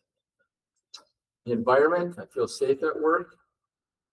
All students in our school are respected for their values and beliefs and have opportunities for change. So all pretty positive. Well, I don't like that 83. I know 83 is a great percentage, but that to me means 17% of our staff don't feel safe at work, and that's unacceptable. 17% of the 500. That's correct, Dan. Yeah.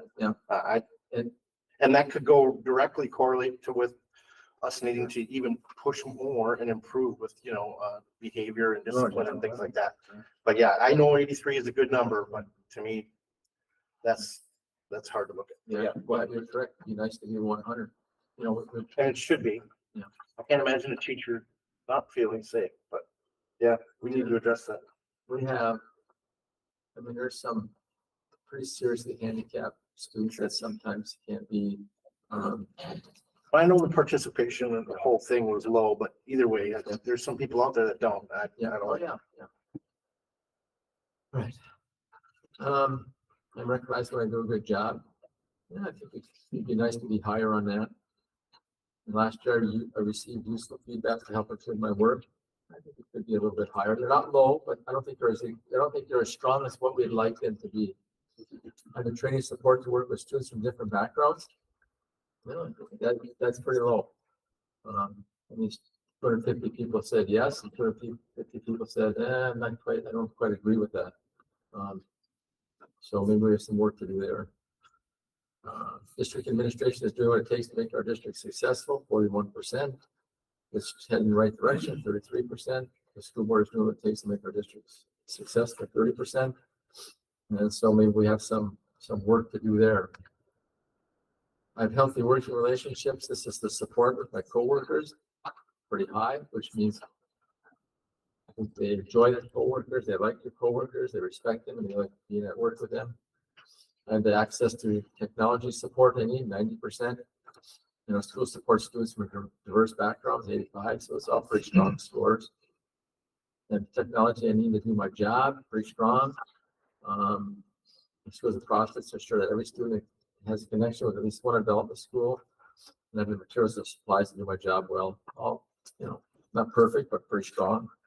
I think when you look at this page, staff input is valued 60%. So once again, it co-aligns with the exit survey where there was a little bit lower score in that area. I don't know what to make of that. Our parents really support the school district, only 59% say that. I'm not quite sure I understand that one. I mean, the referendum was passed. I mean, it was support. Yeah, I'm not quite sure what that means, what they're saying with that. I'm not sure. District pay practices are fair. I honestly wish that was a little higher. On the one survey, it said money and benefits aren't an issue for leaving, but this is asking about pay practices are fair. And actually, one of the things we're going to talk about a little bit later about this paras and clerical, is that was a group, and there were people there that didn't feel as though the pay practices were fair. So, the social emotional needs of all students are being met. That's a pretty low score, you know. It is. So, the school supports equitable opportunities for all these different groups. Those are pretty decent, strong scores. See there. And then a scale of 1 to 10, how likely are you to recommend this district as a place of employment? District average 5.19, which really says that about half of the respondents, so let's just go to 250, are saying, yeah, good place to work. Another 250 are saying, not quite sure, you know. And here's what's important about No, that. it's kind of ambivalent, isn't it? I mean, it's sort of, well, it's like, gosh, 5.19, 6% says highly, you know, 5% said probably never. I mean, it really is it's a really divided response, isn't it? Yeah. However, here's one of the things that I want to point out to you. The research says that in order to attract talent to your district, it has to have that positive, good reputation. Right. The good reputation is the most highest thing for somebody to say, hey, I want to look at Manitowoc, or I want to look at X district. So, so this would be nice to see this change. Yeah. You know. Yeah. All right. But you know, the thing is the culture, the internal culture of teaching and learning, et cetera, boy, it gets really high marks on that. But I don't know. I don't want to have a conspiracy theory here, but I've connected the dots in such a way that I don't know. It leads me to some kinds of conclusions. I mean, we had 162 people quit Manitowoc Public Schools this year. I mean, you have 68 in terms of teachers, but there was 162 people who left as of today.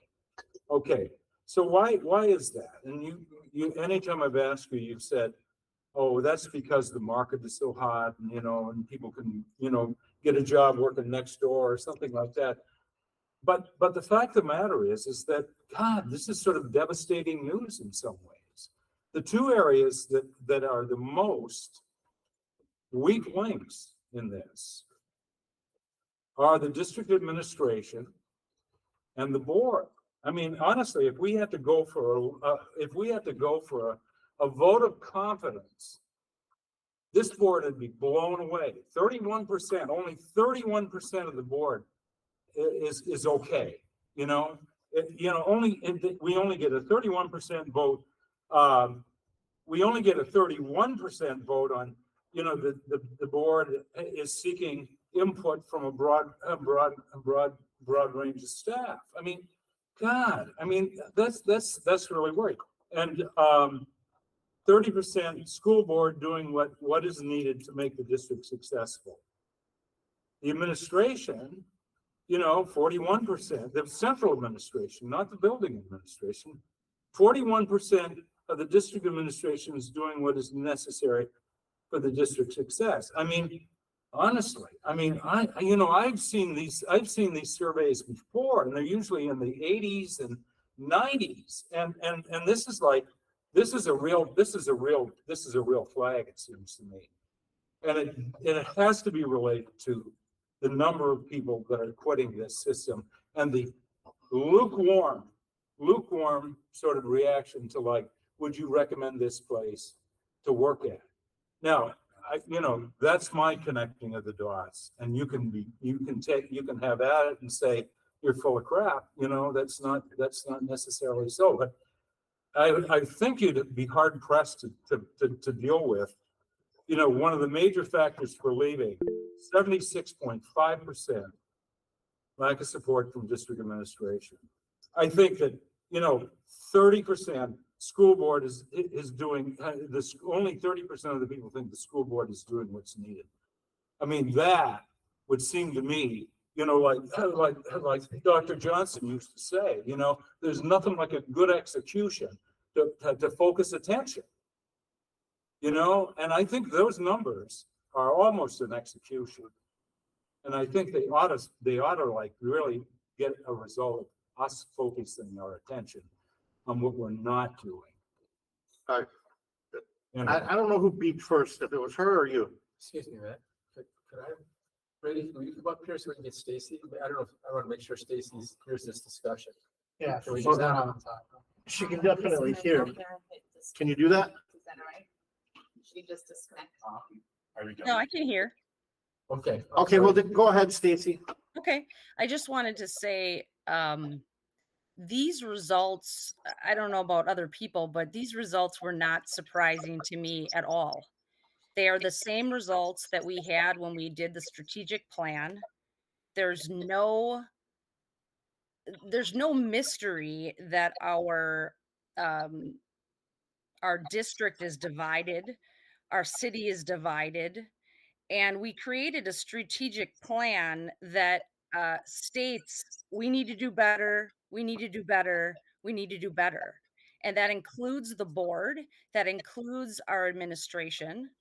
So I'm not quite sure why all the hair on fire for this specific survey, because this was told to us when we created the strategic plan in January. We are positioned with KPI and other goals. We're meeting next month to also look at those. And I applaud every 563 or close to 600 people that filled this out. Yeah. No, everyone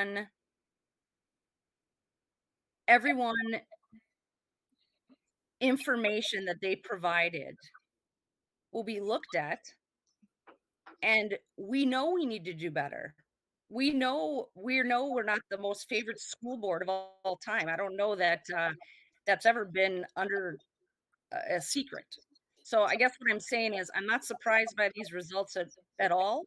I think it gives us, if anything, it solidifies that our strategic plan is right on the mark, because those are the exact same pillars that we said that we were going to look at and need to do better. Okay, I'll give it to you in just a second. Go ahead, Chris. Thank you.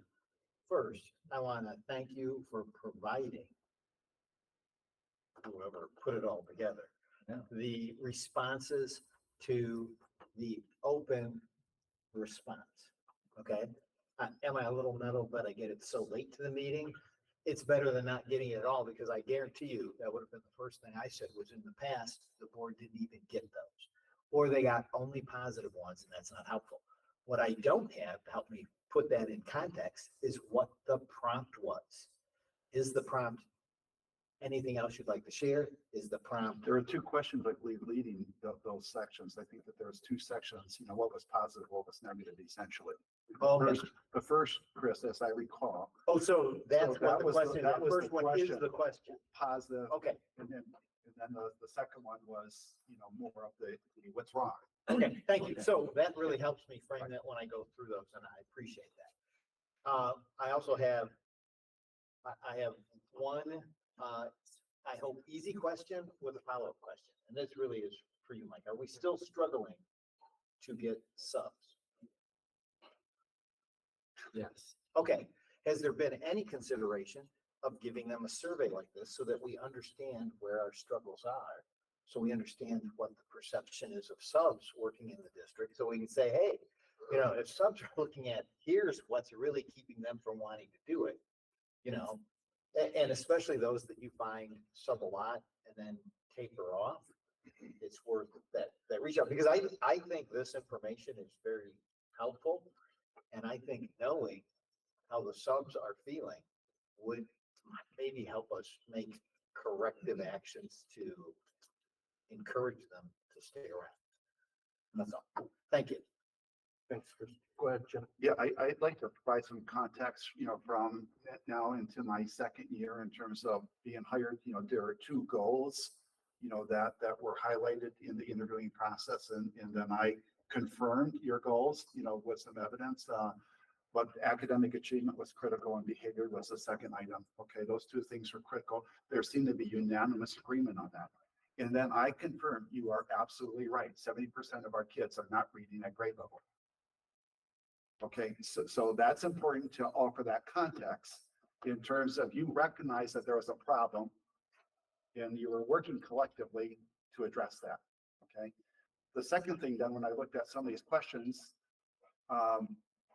now remember, 70% not reading at grade level.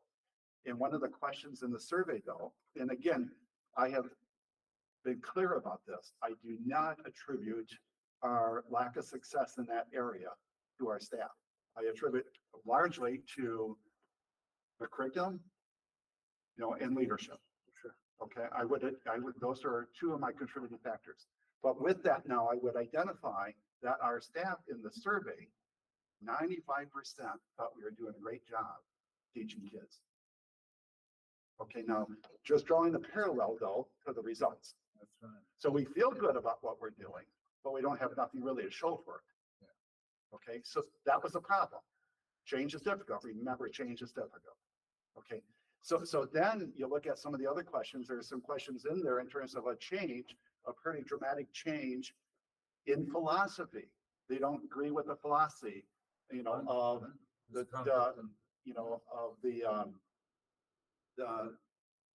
the superintendent, the board. Okay, the philosophy change. There's a philosophical difference where before it was 44% don't agree, and now jumped up to 64%, but we're initiating change. Well, okay, I think we have to keep this in context because change is difficult. Okay, but again, we're feeling good working as a team, but not producing results. And we need to do something about it. The other thing that was lacking from my perspective was any urgency about this outside of the board. And I just provide some context in terms of, how I'm viewing this moving forward, recognizing this is significant, but I don't attribute this to the staff. I attribute it to what we didn't provide them. And yet, when we take people out of their comfort zone, because no matter how well you're doing or not, you know what you're doing.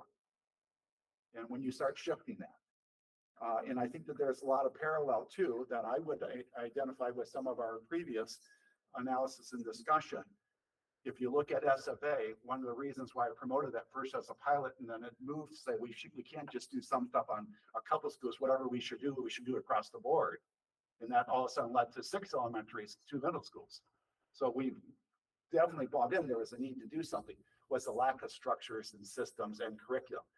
But SFA is more than a very solid reading curriculum that recognizes the only way you're going to do catch-up growth is more time. And that's the 90-minute reading blocks or the 60-minute reading blocks. So, keep that in mind in terms of now this is changing. And people who are like this and, are concerned about, geez, are we cutting back their time or whatever? The bottom line is our initiative was about kids. And yet the success of kids will be the success of teachers. So you want everybody obviously coming on board, but that's not necessarily easy. But I think we're into a transition. So I highlight some of those things because I think it's critical, in terms of understanding context that you're working on and what might create some reaction. Right. The other thing, behavior. Success for All has a character education built in. It's not just literacy, it's recognizing nothing stands alone. It's everything together that works. And we've talked about that inconsistency from one school to another school. And SFA brings consistency. And I think you will see on the handouts on your table from the people who attended the training, they're feeling pretty strongly in terms of what they experienced on top of what they were already feeling pretty positive before they even left. So I just provide some context. This is really good. And I echo those people who responded. This is really good. It gives us new baseline data, and it's critically important that we elevate the fulfillment of this profession. In terms of not only coming back together and working. I think the synergy that we saw at the training was phenomenal. We had 27 people there. And as it was said, we had some of our best teachers that are now in facilitator roles who are going to help coach. The support system, the other thing that I've heard from a historical perspective is what we didn't do to train people. The old thing about, dropping a curriculum on their desk and go at it. Even though it was referenced that we made some improvements in math in terms of how that necessarily was rolled out, but there was an urgency here too. We need to get on with the game. And sometimes that urgency is pushing that and we're moving fast, and that's difficult. So I recognize that we created some of our problems, but we're working also to resolve a problem, a significant one, and that is putting the students at the center and what's happening for them. They only have one shot through the system. One shot at every grade. And now what you have, you're really probably going to start being seen as leaders because the state now has just said new rules for literacy. It's not working. The old model is broken. It's not working, and we're hurting kids more so than we're helping them. Right. You're just ahead of the game. In the science arena, you're going to hear a lot of that. SFA is totally aligned to that. So again, it's just a little context. This is really good feedback. It gives us baseline data. We're working, and we need to coalesce. We need to bring that and get that synergy. Right now, I'm so pleased with the instructional leadership that we have from our seasoned people now at central office with high credibility onto the field to our new principals and our seasoned principals that or staff that we elevated. I couldn't feel better about the team we assembled, but now it's the engagement, full press engagement with our teachers and our support staff. So it's good data. It's hard because you just want obviously people to feel happy and good. Sure. And I recognize that, but I don't want to lose sight of what you really want to accomplish. When Stacy, we haven't really talked in detail, in terms of my review, but we did identify SFA implementation was critical. I couldn't agree more, with how significant it is. The second thing was culture. Two things come to mind when you talk about culture. What does culture really stand for? It's how people coalesce about doing something or its feelings. Okay, I'm more in, and so I took advantage of that, saying and trying to tie this back into your initial initiatives. In charge to me was a culture of excellence.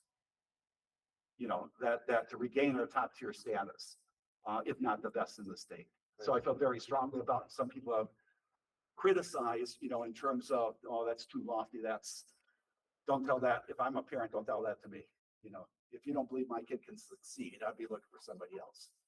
So I feel very strong. I'm appreciative of the information. I think it gives us something to work with.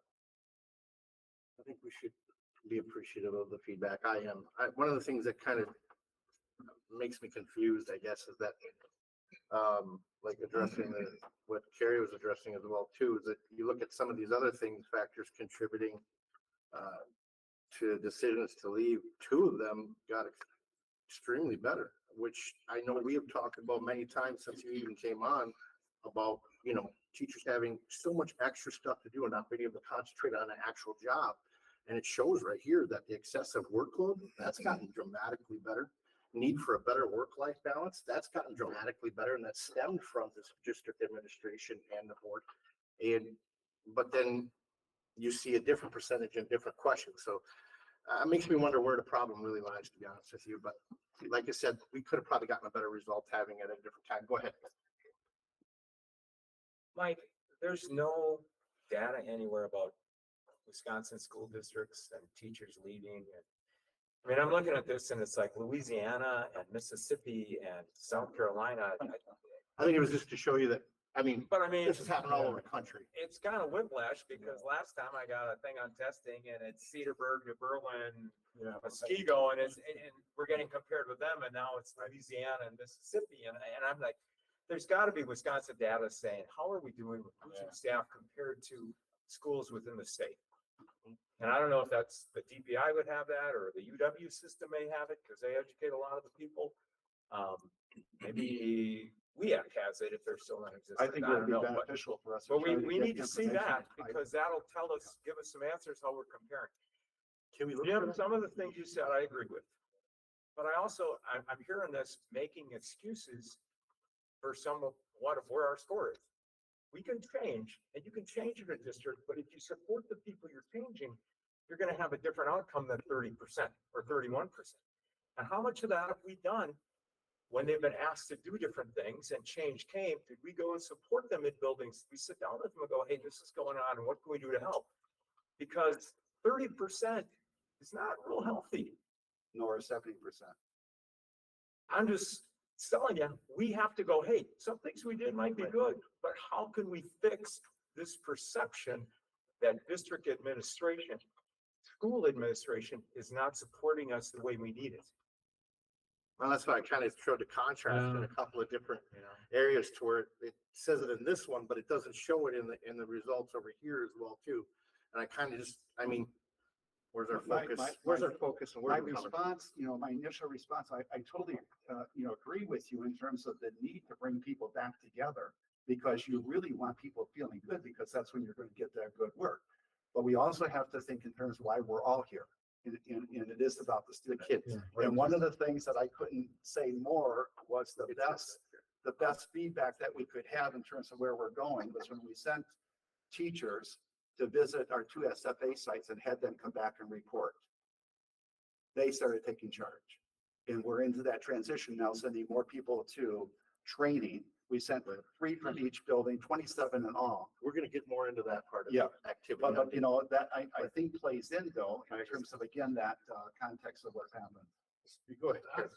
Jim, I really appreciate the change is difficult and people are resistant to modifying habits and especially senior faculty. I remember interviewing somebody for a chancellorship once and I said, well, why did you only spend 2 years at your last place? And he said, well, it was a small school and the faculty had been there a long time. And, I changed around classrooms. And they said, God, that's always been my classroom. So some of this gets just, habit bound, et cetera, et cetera. So change is difficult. The thing that I think I perceive is that there's this sense that they don't feel included on the changes that are happening. It's like no broad sort of asking for input. No, and it seems to me that the board's problem on this, the 30%, the board's okay according to 30% is this has been largely a top-down transformation at this point. And you say, well, there were 23 people that went to Ohio and came back all fired up. We're talking about 600 employees here who don't feel like they've been in on the process, have been asked about the process, what they think. And the one thing that really rankles people, I mean, the faculties I belong to are new guys coming in and saying, you guys have done everything wrong. and I'm gonna fix it. It's like, boy, you know, that'll cause sort of, you know, scores to go down in terms of leadership. So I've said we need to explain, persuade, include. All right, Stacy? There I am. Okay. So the one thing when we talk about context that I want us all to remember is the 7 of the board members that interviewed people for hire. And that was, you know, everyone sitting at that table, 2 people that weren't. And but we were all in agreement that there was a sense of urgency, that our academic performance was low. And there was also a sense of urgency about our the behavioral issues. And we, I think what I don't think anyone has articulated in a really great manner, and I still don't know how to do it either. But we knew, the board at that time knew, that there were some serious issues across the board prior to even hiring a superintendent.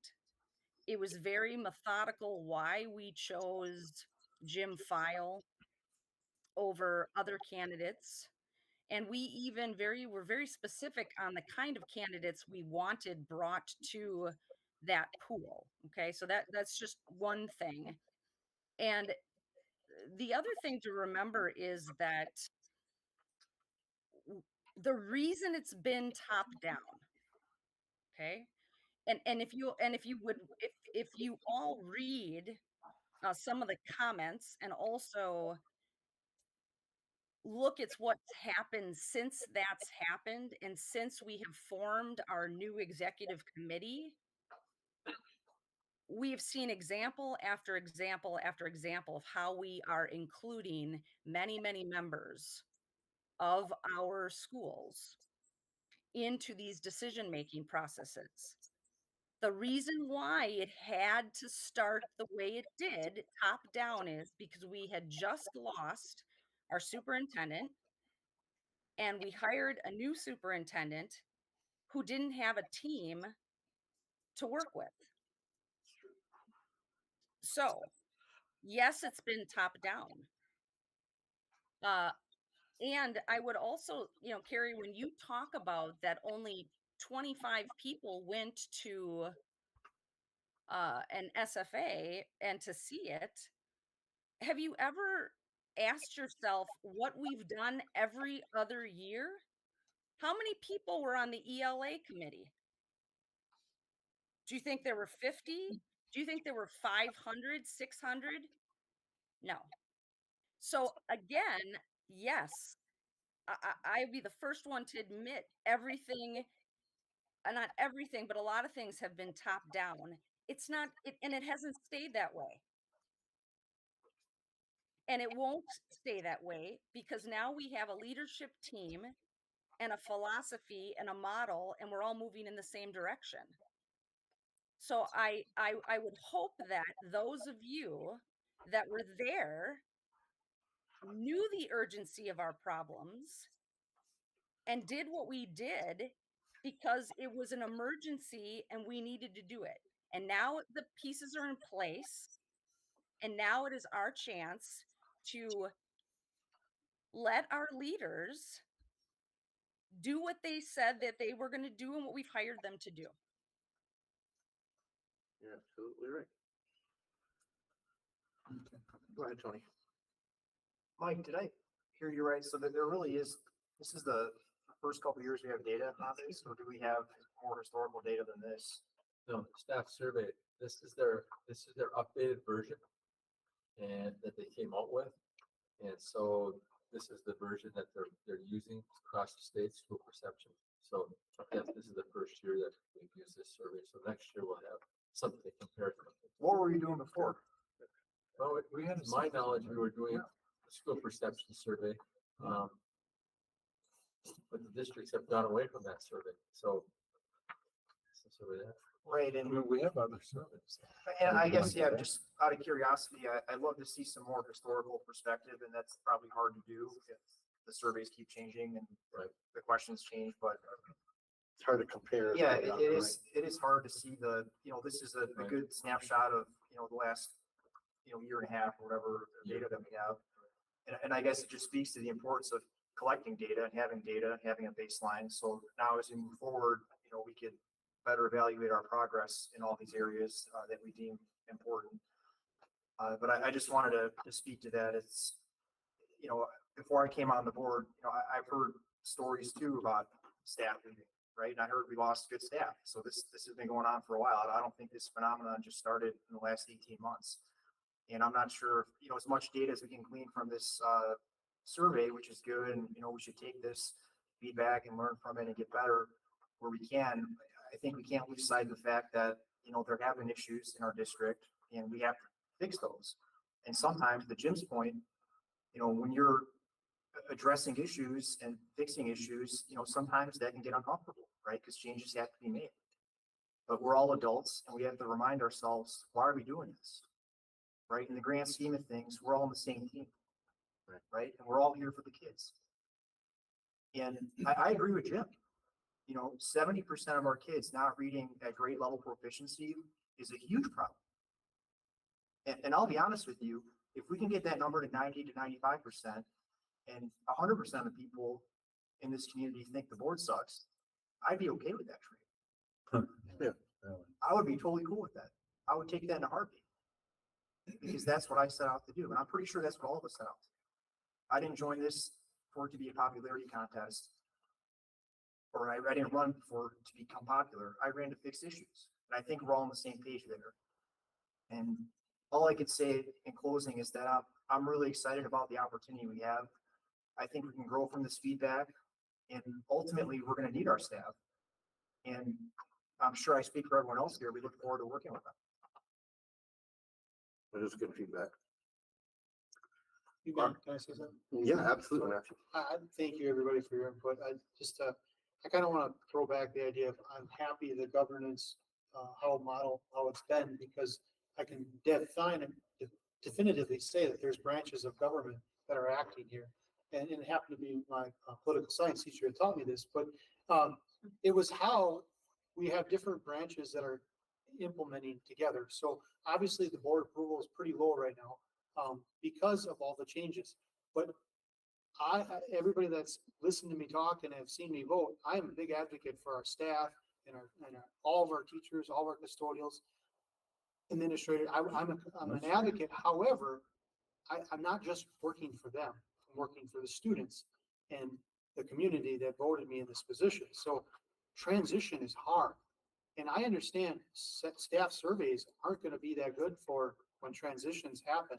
So it's good that we don't have groupthink. It's good that there's opposition of trying to think of how we aren't doing what the status quo is. So to have us all agree on everything would be ridiculous.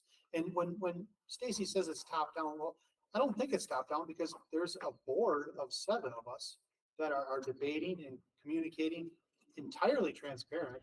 And we don't agree on everything whatsoever. And we've been wrestling those ideas out the whole time. So I can understand, but the governance that was been enacted through the election 18 months ago is what good governance is. And if I'm working for anybody, I'm working for, like I said, the students and the voting members of this community that put me here, not just the teachers and the administrators and the support staff. So I can take the heat and put it out as well. So I understand that this isn't, but I'm not going to cowtail and try to defend myself like you guys are trying to put me in that. I'm just here to do my best. And if I get voted out, that's fine. But I'm trying to make change, and change isn't easy. And this is the result of it. And I will not apologize for the change that needed to be done, because this district was not in a good condition. There was not confidence before I got here. So there's going to be hard times. And I think and I'm sorry, Jim, that you had to go through this tonight. I'm sorry you guys had to go through this, because we're at the cusp of having the success for all starting. All this, we've been priming the pump to try to get good change. And here it is at the 4 steps, and it's being dwindled by a few that are just trying to rip it apart. And I don't like that, but that's life. And I'm excited for and I bet there's probably 10 people in the audience and the directors up here that would love to talk about the good things that are happening, and they're gonna happen from the confidence of them coming forward and saying, hey, we had problems, now we're gonna have solutions, and we're gonna do it together as a team. But there's hard times in between, and that's what this results are of that, so, sorry. Nope, you're fine, you're fine. Let's move on to the district activity update. Yeah, so the activity update is essentially talking, it's an extension, and I started bringing some of this information in. We sent 27 people to Baltimore for intensive training. What was really interesting was that I saw two groups. One is that for a long time now, with all the investigation of SFA that we've done, and I've never seen anything so elaborate as what we've done over this year. And remember, just a little bit more, I started with a recommendation for 2 pilots, right? Not 8 schools. That's just where we ended up after we continued to dig and investigate more. There was growing support for what the research was saying we should do, okay? But what was interesting is we also had our leadership starting to take charge of this, and they were so deep into it already, they got to training, and some people are, just saying, well, this is a lot to digest, and others are saying, I want more, and I want it deeper, and I want it faster, because they had already brought themselves up to speed by visiting sites, doing research, doing reading.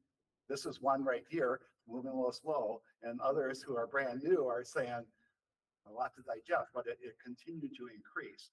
But what I did was we asked for, again, these individuals are, most of the people are trying to take vacation and take time off, and they went on this training. I just couldn't be pleased with how many people would do that, but also recognition of what their feedback is, and your feedback, many of them have commented. And we have a couple of people right now in our audience. We have our new principal at Monroe, Alexandra Nugent, and Dean Slager.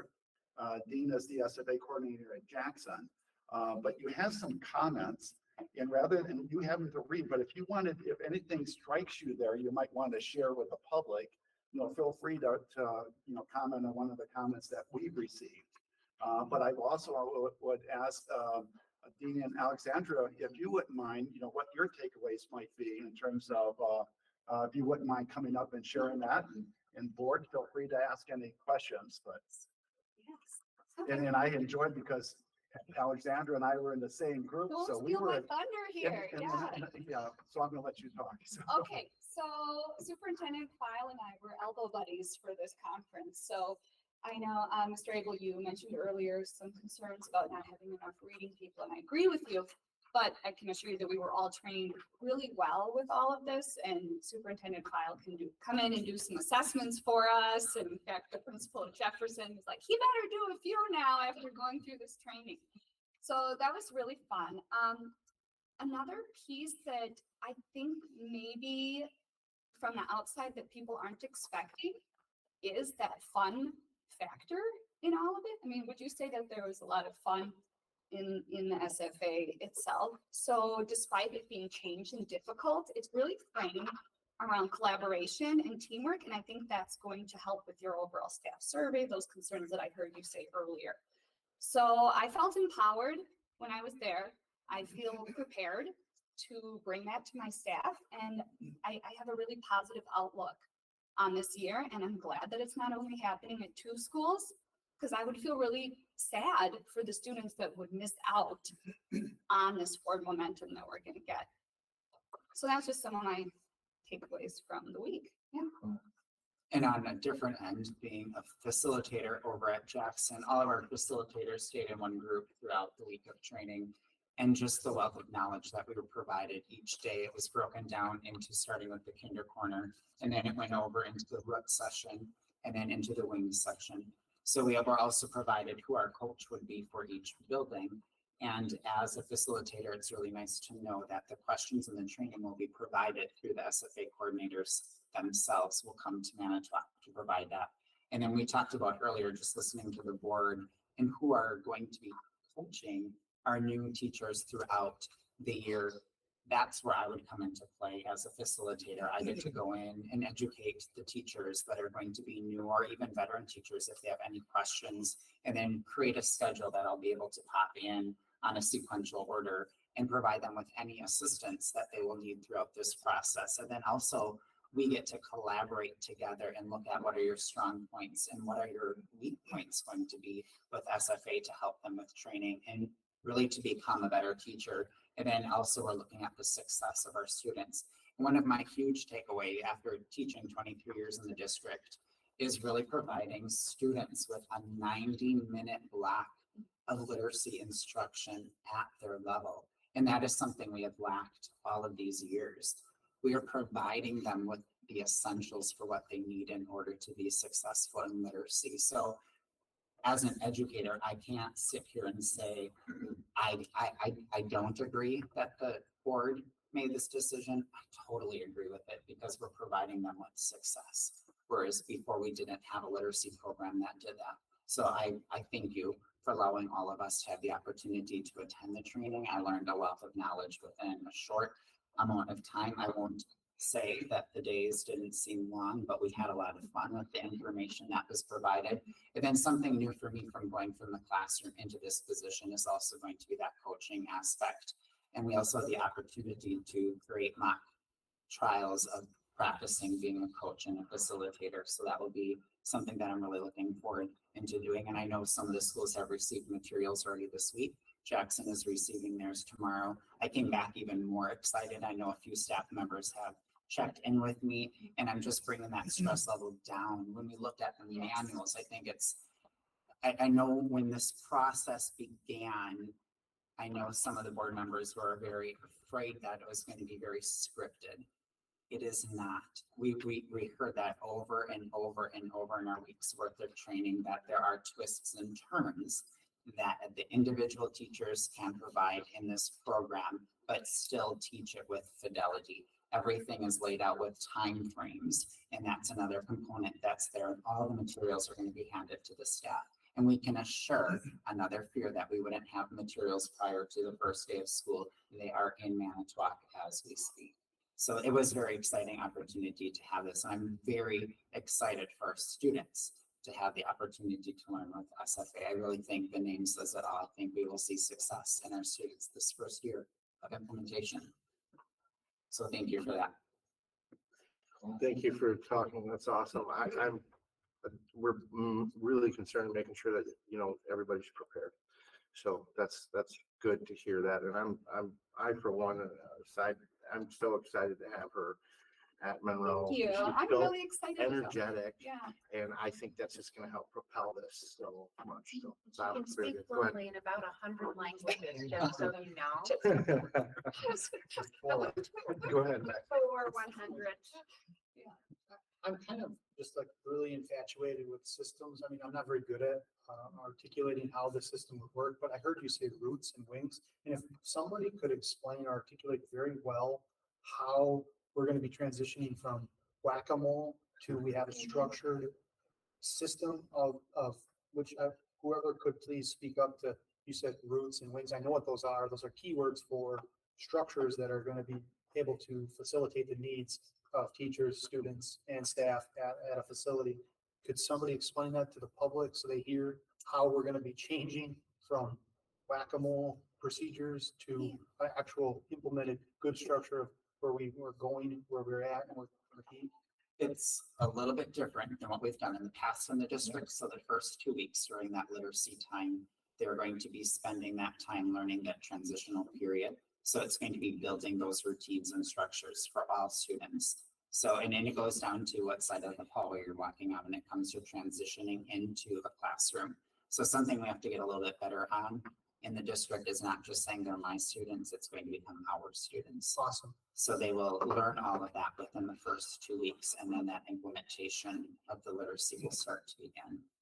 And a big piece of it is data-driven placement and instruction. So when I said that Superintendent File knows how to do the assessments with me, it's because it's such a big part of the program. Instead of, like you said, the whack-a-mole, what are we doing here? What are we doing there? We're getting a gauge on where students are at the beginning. Then they're being assigned to a placement. that's at their level and slightly pushing them instead of just everybody getting the same instruction. It's gonna be really tailored to their needs based on those assessments. Not just what we think they need, but what the assessment says they need. And then we're re-evaluating consistently along the year to see where do they need to move. Are they jumping ahead a few placement levels? Do we need to do some intervention with the tutoring? And I think that's the biggest change is it's taking the really great parts of teaching and putting it into a system that everyone can do. So I've, done differentiation in my classroom. I'm making 4 different worksheets each day to make sure all the kids get their level met. But that's really hard to maintain. Instead, we're doing it as a system. We're making sure everybody gets their levels met. So it'll be a change.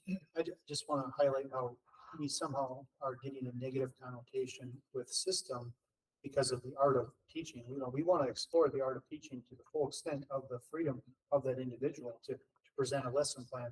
But when we say system, they sometimes get like, oh, you're going to structure this, and we're going to structure it with the freedom that you have to teach in the art of teaching to the students, the curriculum. So I just want to highlight, is that a correct statement? Would everybody agree with that? Yes, Okay, so absolutely. that's because what we need to articulate to our educators and to the public that they're still getting the art of teaching to the students. It's just we have accountability measures in place, structures, system, whatever word we're going to change to put into the box of that so that we can, analyze and have results, data driven, obviously, what you just said, to make the changes that we need to accommodate all the needs of our students. Yeah. It's No, not- I Well, read superintendent file after the first few hours and said, oh, it's just great teaching. Yeah, okay. So I think once more people are receiving this information from our facilitators and coordinators and the site principals, everybody's gonna feel similar to They're not just going to feel, they're going to have objectively be able to do their yeah, job. they're gonna have that feel is the motivation, the buy-in, so they I commit. understand. I Yeah. understand. And part of that word system is a lot of what we already are doing. It's just using that word I think people are in fear of. So it's looking at attendance, something we already do. We're really going to be data driven. It's taking a better look at data and then reanalyzing it. It's going to be a little bit more concrete. And then another part of that system that's going to be there is also going to be that behavioral piece that we've been talking about that we're going to be honing in on a little bit closer to. So I think when people are thinking that it's all going to be new, a lot of it is already what we are currently doing. I want to share a couple other things for you, and that is the training of staff. We are not going to rely on only our building principals or our facilitators to train staff. The first week of school, or the first week our staff returns, we have a week of training where SFA is sending in a team of people. We already have them assigned where they're going to go. So there's an overview for all staff using SFA. So all middle school and all of the elementary. The second and third day, staff are broken up into elementary who are teaching reading, which is basically all of them, absent the specialist teachers, go to Riverview. They will be trained in depth for how to deliver the instruction. That's 2 days of in-depth training. At our middle school, we will be taking all of those who are teaching literacy or are reading blocks. They will have a half day or a full day of that training, and a half day is going to our counselors who have that. It's called GAT, Getting Along Together, the social emotional support pieces. So they are already sending them in. We have it blocked. We've also, our curriculum and instruction team has blocked out our year of professional development to say in the morning, SFA will be our learning targets. And in the afternoon, we will break into departments. Our department chairs understand that they will have a block of time to work with those within their department, along with the goals and the outcomes. So this, I think, will be one of the first times that our teaching staff, starting in August, will start giving back the in focus.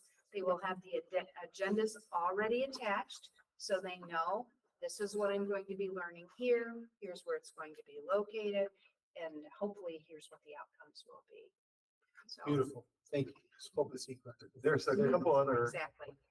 there's a couple other things I think it's important for you to, that we talked about, over a period of time. One of the concerns that we heard over and over again with special education. So I'd like Katie to put that in perspective in terms of what have we learned regarding how SFA will help all staff and all students, including special needs students in the educational process. And you know, our students with disabilities were brought up on a number of occasions throughout the training. And I think people are always concerned about making sure that we're providing great services and supports to those students. So what we learned in just very simple terms is that our students with disabilities, to the greatest extent possible, will be included in all of those general education reading groups that are tailored at their level.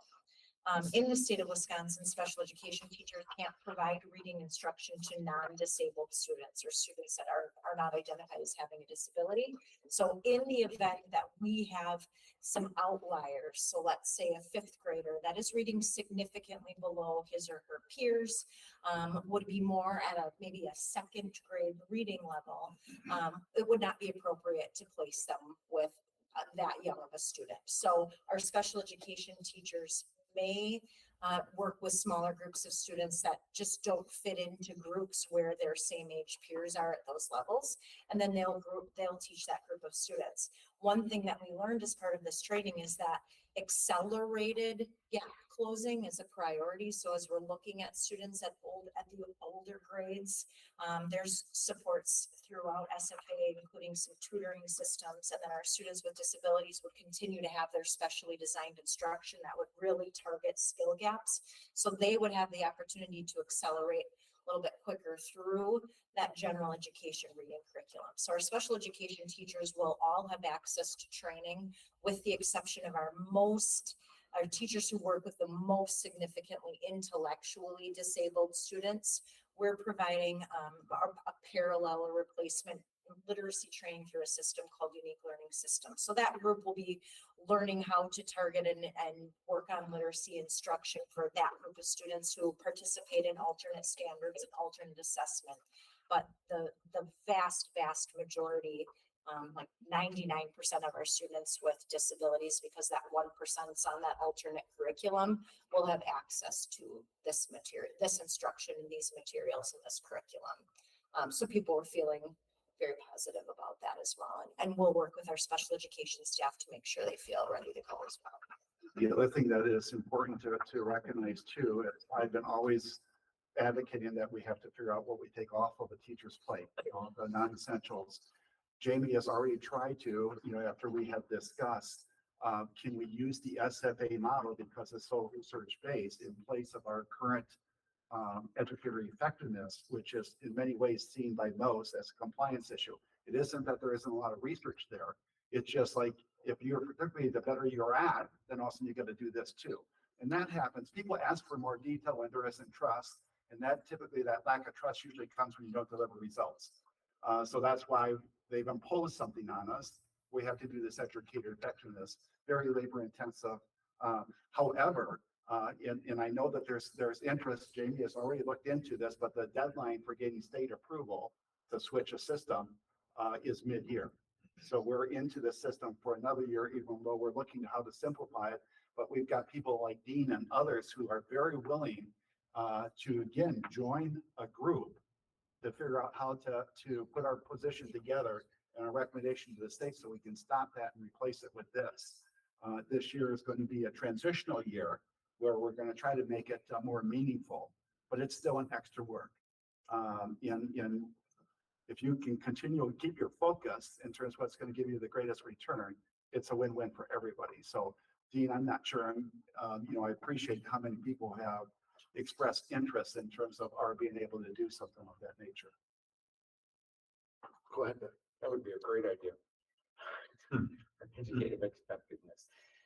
Katie, special ed kids getting services, special ed room, regular room, where is that going to happen? For the most part, in the general education classroom in those groupings. Like I said, with the exception of some of those, unique circumstances where we might have those outlier groups, and that may take place in a special education environment, and it would only be because they'd be with only special education peers. Good to hear. Any more questions for these guys? Just because we're all sitting down and they're just standing there. I want to add one more thing while they're standing. another benefit of this week of training, that it can't go unspoken was the ability to build teams and relationships and common focus, because typically where you get your momentum is when you have common focus, common goals, and a whole group of people working together. It was totally amazing. And one of the things I told Mike is we had a number of new hires. I don't regret one of them. Perfection. It was perfection. So Awesome. I think we are posed for an excellent year. Awesome. Nice work, guys. That's great to hear. Yeah. And it sounds incredibly organized, like amazingly organized. So, We're getting it there. all right. There's still a lot of work. Very good. But there's a lot of fun, and that Yeah. was highlighted. Yeah. Celebration is built in as a critical component. Yeah, And so that- can we do a cheer at Oh, the end yes, here? yeah. I wanted to, so we can do the snap. Okay, I'll teach it to you first. So it's snap, crackle, pop. Okay, you ready? Here we go. Snap, crackle. There's the fun. Oh, shine your halo. Shiny halo. Yeah, there's a lot of fun things. I'm really excited. Thank you all. Good. Thank you. We're eternally grateful. All right, we're gonna move into new business. Yeah, paraprofessional and clerical pay scale adjustment review by Angela and Mike. Right. Let me just preface this in terms of there has been interest from the board from day one about really making sure that we have data to support, are we equitable, are we balanced? And some of those issues continue to crop up, and based on that, we dug digger to look and to assess where we're at. And I asked Angela and Mike to really take a deep dive into this, all the way to the top, within these two categories, to see how people really are seeing in terms of whether or not they got the short end of the stick, based on our previous attempts, even to, which were helpful, but still not totally there. So I'll turn that over to them. So Angela and I provided you with a little bit of a supporting document to give you some background, but let me just summarize that a little bit. After Jim talked to Angela and I, we went to the drawing board. Angela did a bunch of her magic with all of her documents, all that stuff, but we studied those, and at the end of the day, we came away with, and I'll get down to that, but let's just back up about a year ago or so. The district invested, remember that $600,000 to bring the bottom, the $12, whatever they're making, $11.50, $13, for up to at least $15, $14.50. That was a pretty huge investment into the para group. Well, even though that was good intentions, right? That was very, very, very good intentions. There were people that were brought up to about 15. There were people that had worked in the district 5 to 10 years that were at $15.50 or $16, and of course they saw that as that wasn't really a fair move. I've been here quite a while, blah blah blah. So in addition to that, then there were people that had been here 10 and 15 years that were still then. They're saying, geez, those people just got a $2 or $2.50 increase. And well, I've been here 15 years and I haven't seen anything like that. And I've gone through the system. So with all that being said, because that caused, those good intentions, that caused some discontent among the staff up there, the para staff. So then in May, knowing some of that, we looked at the step process. Remember that? We looked at the step process. And we tried to make the step process, we did, more equitable among the support groups, which meant the paras, clerical, the custodians, and the maintenance. Because what we learned as we studied that was that our custodian and our maintenance folks moved to the bottom of the top of the scale like in about 5 years. But our paras weren't getting there until 15 and 20 years. Our clerical weren't getting there until 12 or 15 years. So there was a big discrepancy, and we addressed that. So now what we're trying to do is address the situation to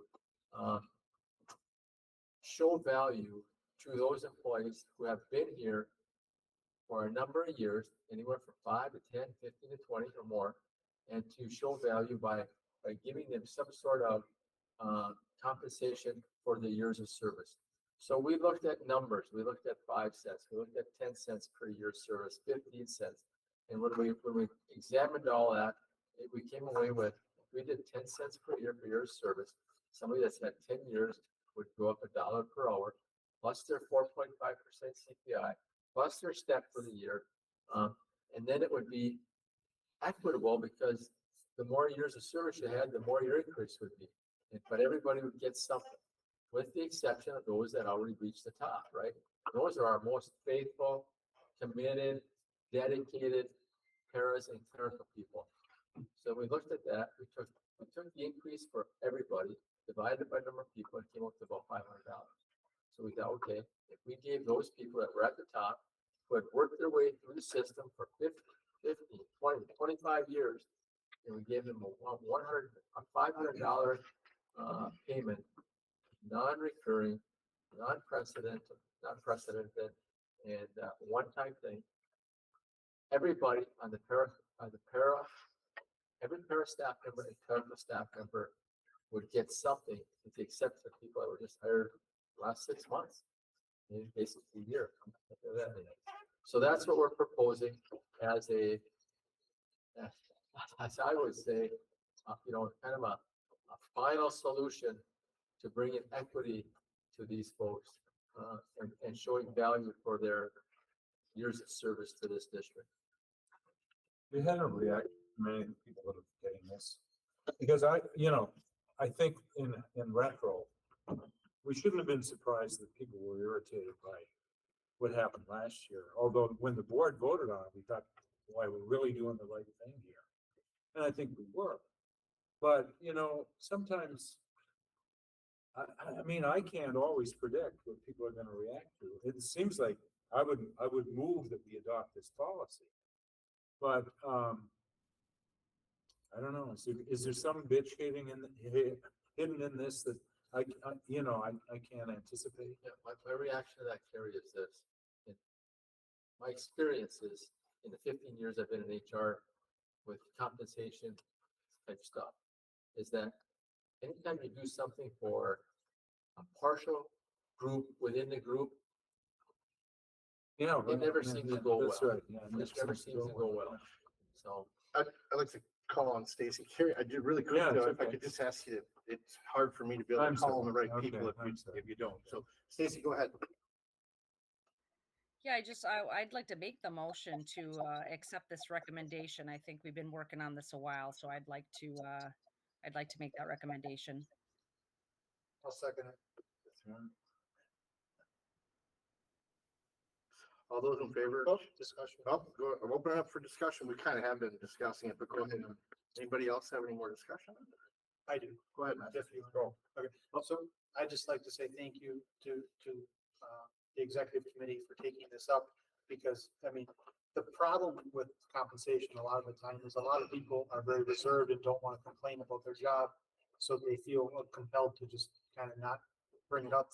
And a lot of this is hitting on the key of how a lot of these people that have been working for the district tirelessly for many years have been just working, and they just keep their head down and keep working.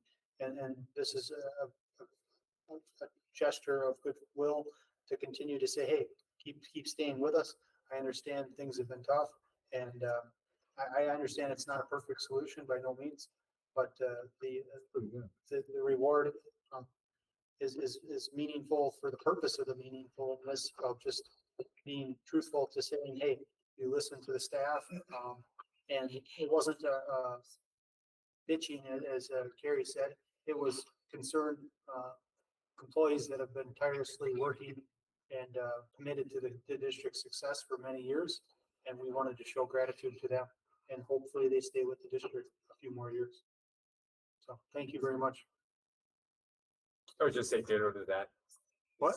I'd say ditto to that. You don't know what ditto is. I do.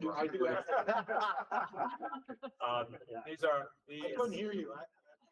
Hearing damage. that purple pollution stuff.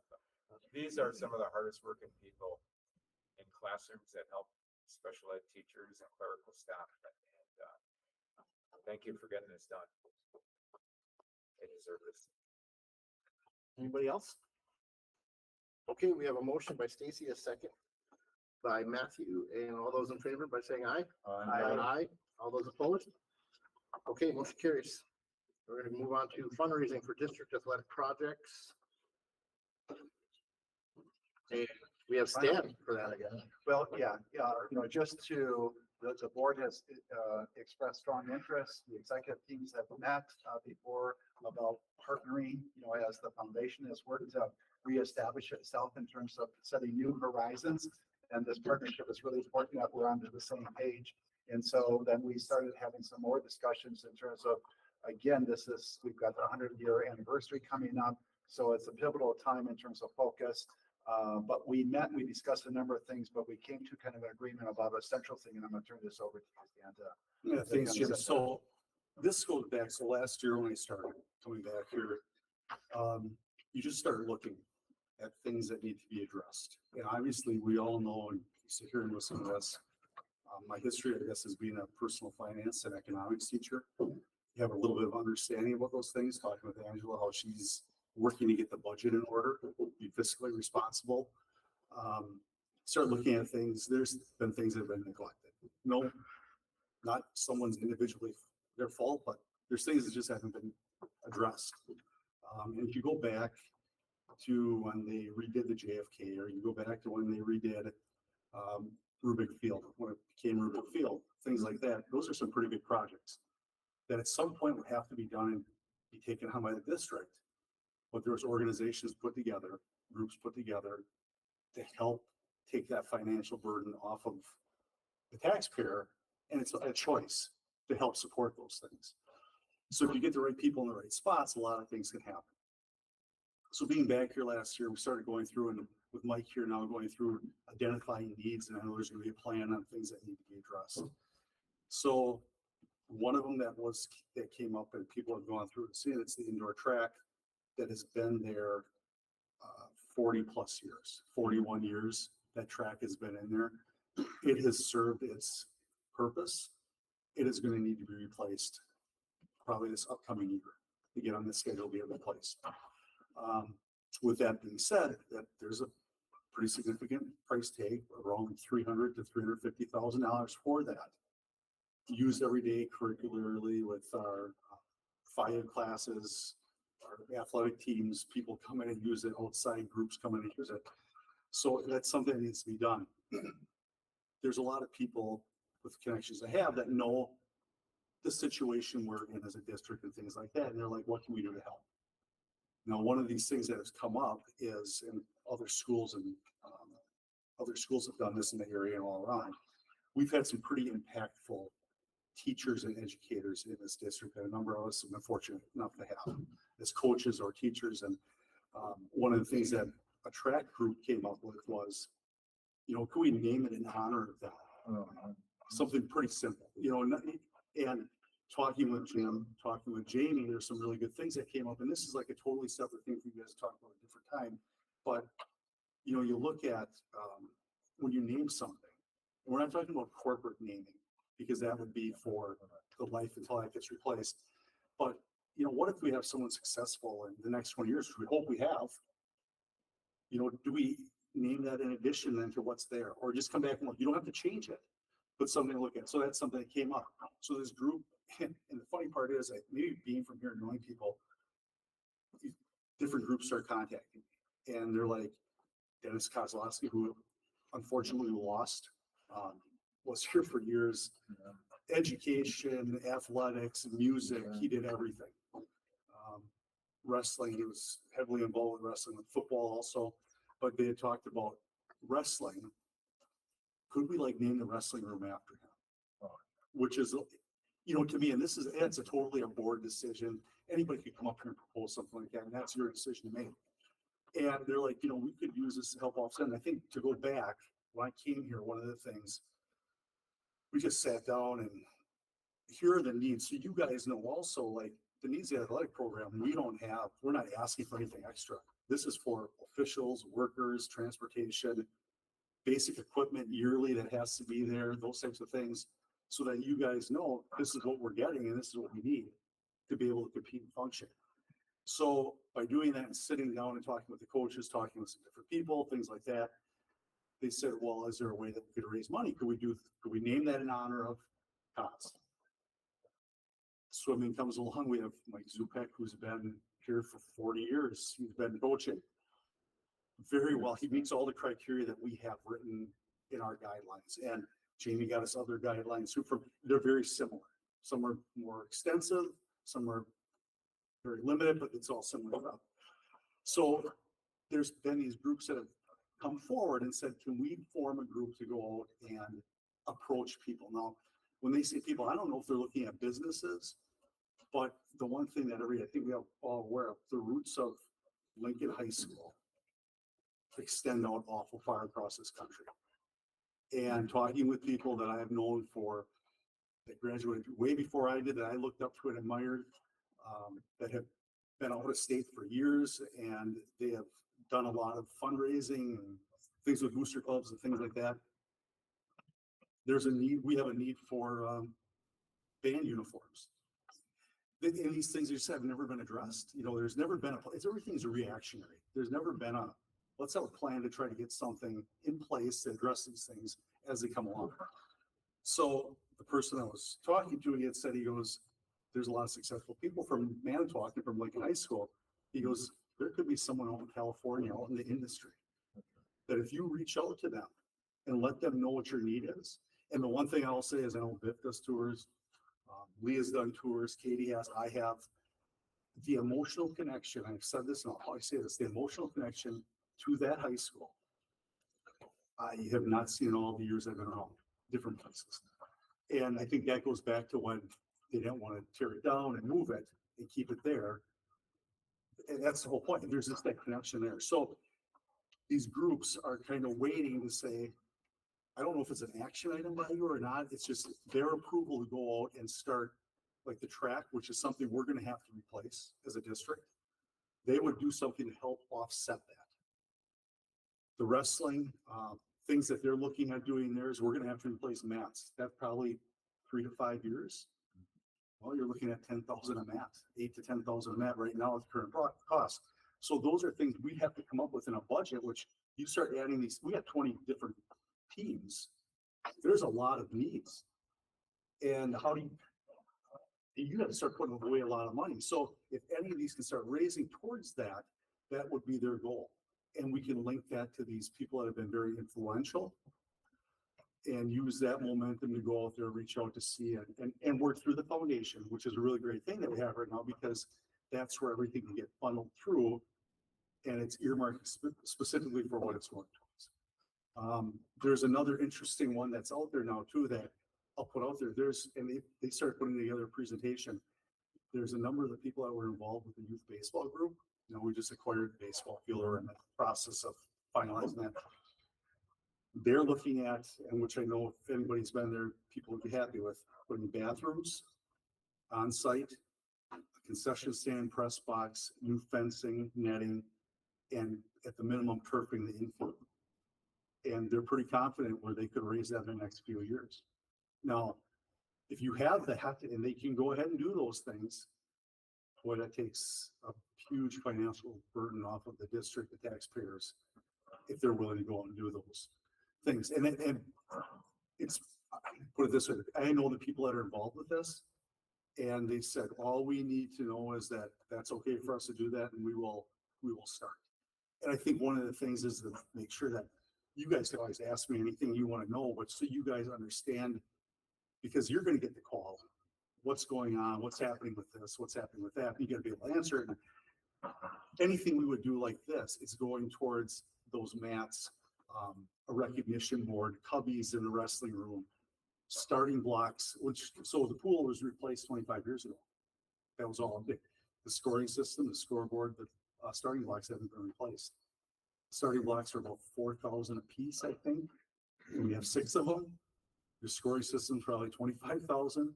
And a good thing that was brought up, some people asked about, well, you can only go to certain people. Each of those sports is kind of just like football has its niche. It has its group. Wrestling has its group. Swimming has its group. Track has its group. So it's not like you're competing for dollars to do these different things, because you could go around each one of you and I could say, yep, I would help out swimming. Or Carrie could say, well, I'll help out wrestling, because there's a connection. So through foundation, they would help us market.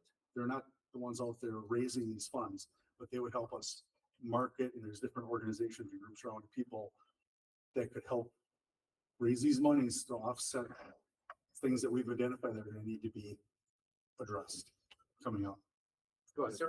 So really what I believe the board would have to do, working with the foundation, is there's two things. One is a sponsorship. If you go over to the football field and you look at the field, you'll see names of companies in town that each gave, I think it was $75,000 to $100,000 for the project. They get their name on the field. But it was named after the gentleman who was a very successful coach here and kind of put us on the map. So we have to decide, and I'm assuming it would be a decision. If a group comes in and says they want to raise money for a track, and they can raise 100,000 or 200,000, and the district only has to pay 100,000 to finish the project.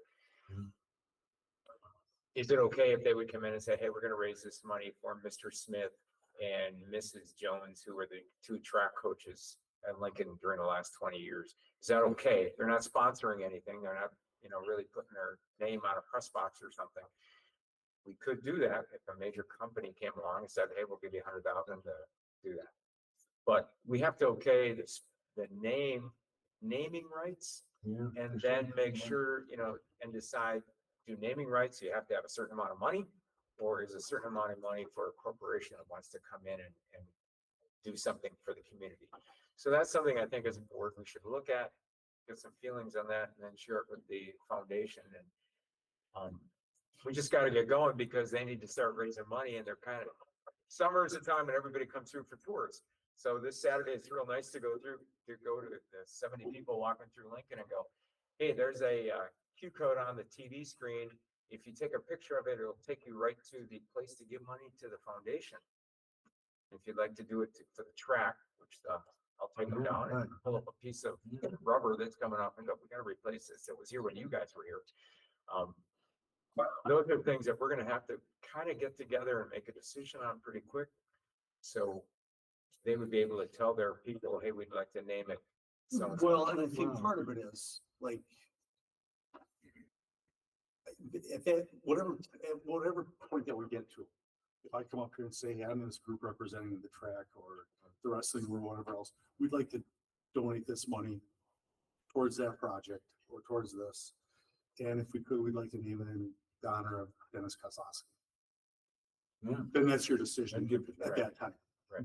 Do that, to go ahead and I know what you're talking about with levels and things like that. And because you could have someone come in and say, or a company, well, I want to name it for 100,000, and someone else wants to come in and says, I'm going to give you 150,000 and name it. So how do you, but to me, this is more like you're doing it in honor of these people that have been pretty influential. I know Stacy, we kind of communicated back and forth when we were talking about this after I talked to Jim and Jamie and stuff. I don't know if you have anything to add with that or.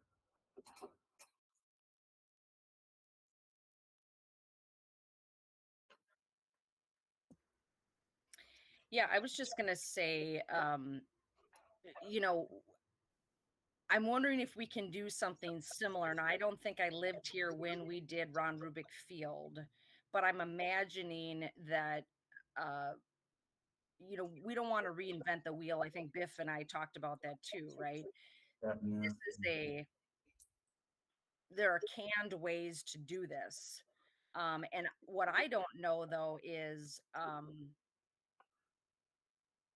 does the foundation come up with it and then they do the proposal and then we say yay or nay?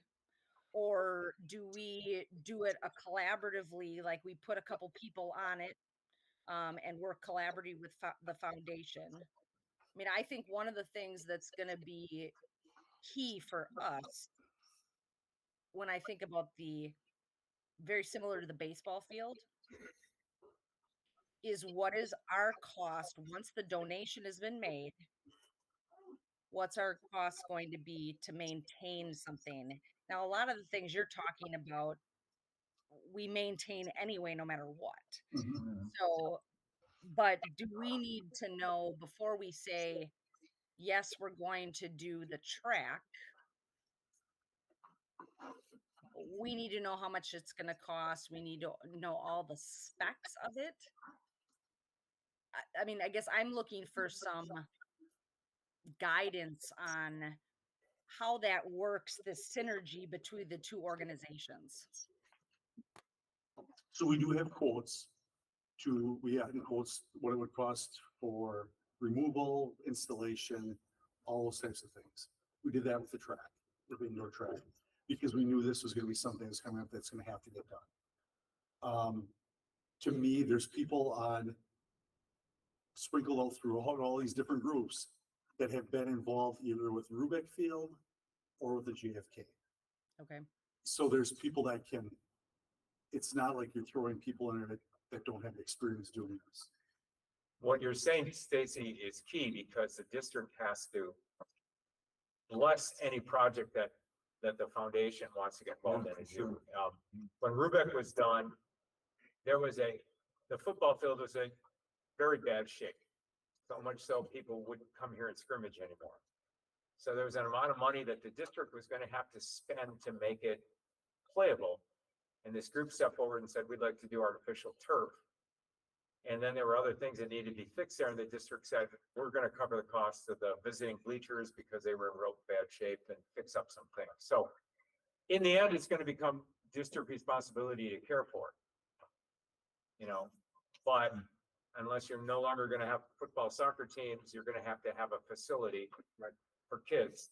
One of the things we talked about the other day was, and if you want to be a Division I school, you're going to want facilities that people are going to want to come and use to attract people with our academics and our athletics and our music and our arts, like some of the schools are doing around the state now to increase how many kids go there. So no matter what happens, the board, the district is going to have to say, yeah, we'll be part of this.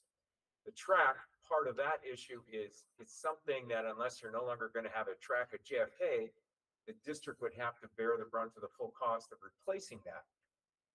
Because it gets ripped up and it's probably fixed. It's fixed constantly. It's re-glued and it's not in good shape. But this is an opportunity to offset taxpayer money by saying, well, we can raise maybe a couple $100,000, maybe the whole thing, who knows? And will the district then say, yeah, okay, go ahead and do it because it saves us some money and we need it for classes. And I would say,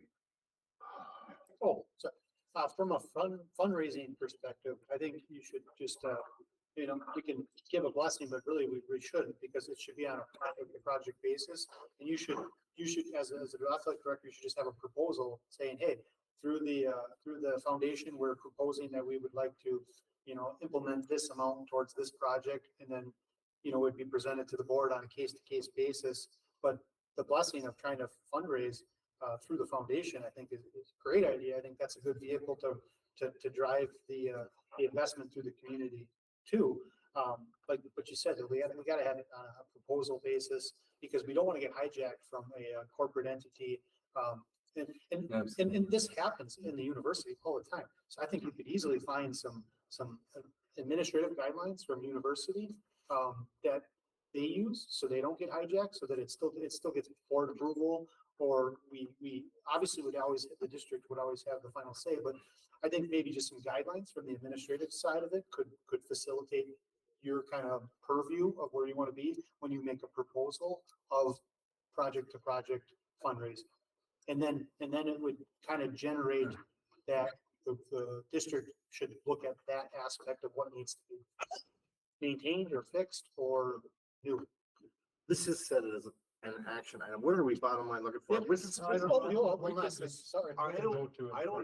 so when we put it down, when I talked to Lori, we didn't know if this is really something that needs to be the action we voted on, because it's more or less, we have a group that wants to help raise money to put it towards. I don't see any problem. The only thing I wanted to talk about last thing is that we could give permission for the foundation, which we might already, but the foundation to use our logo for marketing purposes for fundraising. Okay, so that's already established. I think that's all connected, right? If that's already established, we have a vehicle for advertising and marketing to fundraise through the district. Honestly, I think Matt, this would be you were a track person from 40 years ago. And the reality is there's a lot of people that have, there's people in all different spots, but some people are doing really well. And they're away and they want to give back now. And you've done really well and you're like, I would like, whatever the impact is having. I would, what I've envisioned this more, and I think Biff has heard this a little bit too, is I think this is more of them looking at former alumni than businesses. It's more to go out and get those things to help. But you need a project or a vehicle to ignite that. And then that's why I'm saying you have a proposal to the district. And yes, sometimes those funds are gonna have to be maneuvered if it's a track person or track gear, or you can kind of compartmentalize it between the sport or the facility. And we have that. Yeah, that's the only thing I was saying, but you need a vehicle to show the appreciation through to that account, through the foundation. So. Yeah.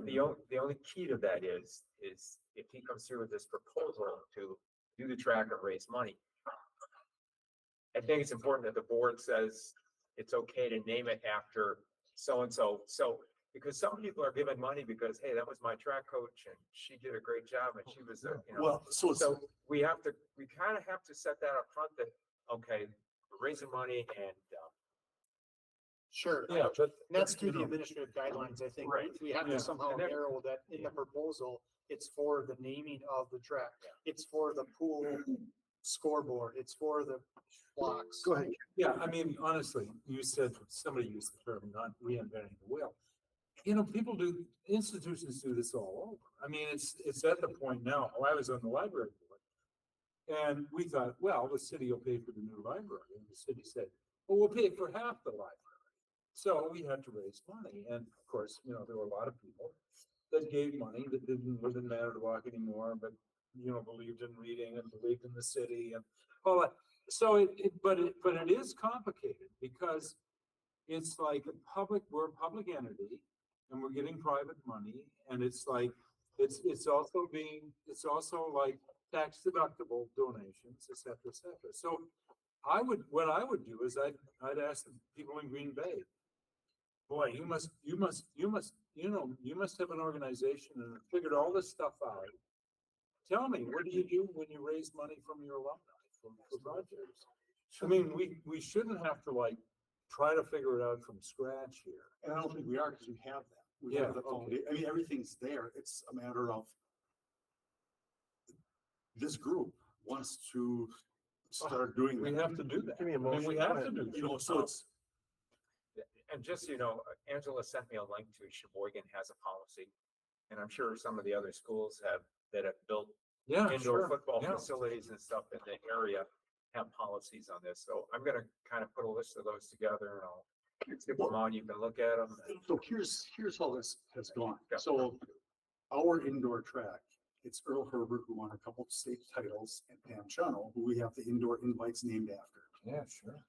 So obviously we named the indoor invites after them, which is, a name, and those are people that were around when a lot of us were. Do you have to be dead to have? No.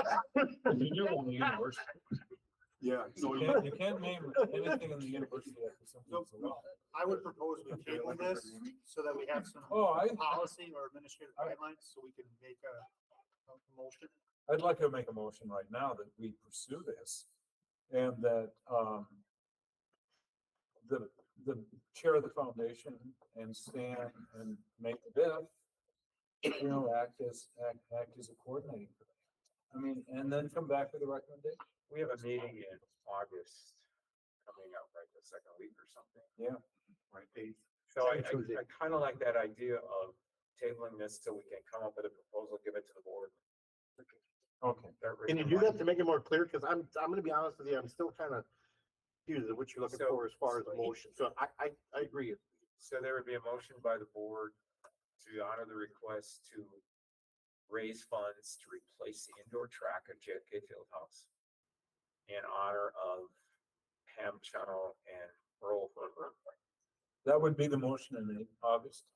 Yeah. And those would be the names. Okay. And for those who don't know, she was the first female track coach, probably the first female coach at Lincoln High School when they started girls athletics. Earl won a couple state championships this year. But anyway, put together that proposal, or let's table that, and then we'll get all this information, come up with some guidelines. Does that fall in line though with also the wrestling group that wants to do that for wrestling? Yeah, because it wasn't just Yeah, track. well, it was you talking know, about I everything. mean, there's a lot of, Yeah. and they're looking to raise money to help offset any future costs that we're gonna have coming up. This one I think is more ready to go. Those other ones I think we can organize and bring forward when they're ready to go. That makes sense? Or are you looking for permission to go ahead with And that? And let them know to say, hey, start contacting your alumni. I don't see why that would be a big deal. Does anybody have it? All we could really do is the dedication name, because that isn't financially, but we can't give blessings to raise money. Because that's the foundation. Yeah, We and the can only foundation, say. we the can only- foundation is willing to do that. Yes, I'm saying we can only Do the name. vote on the name. Right.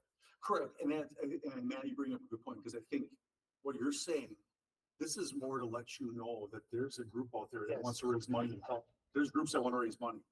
They'll let We you- have to they'll let you agree know that that we have a want problem that with project done. Don't we?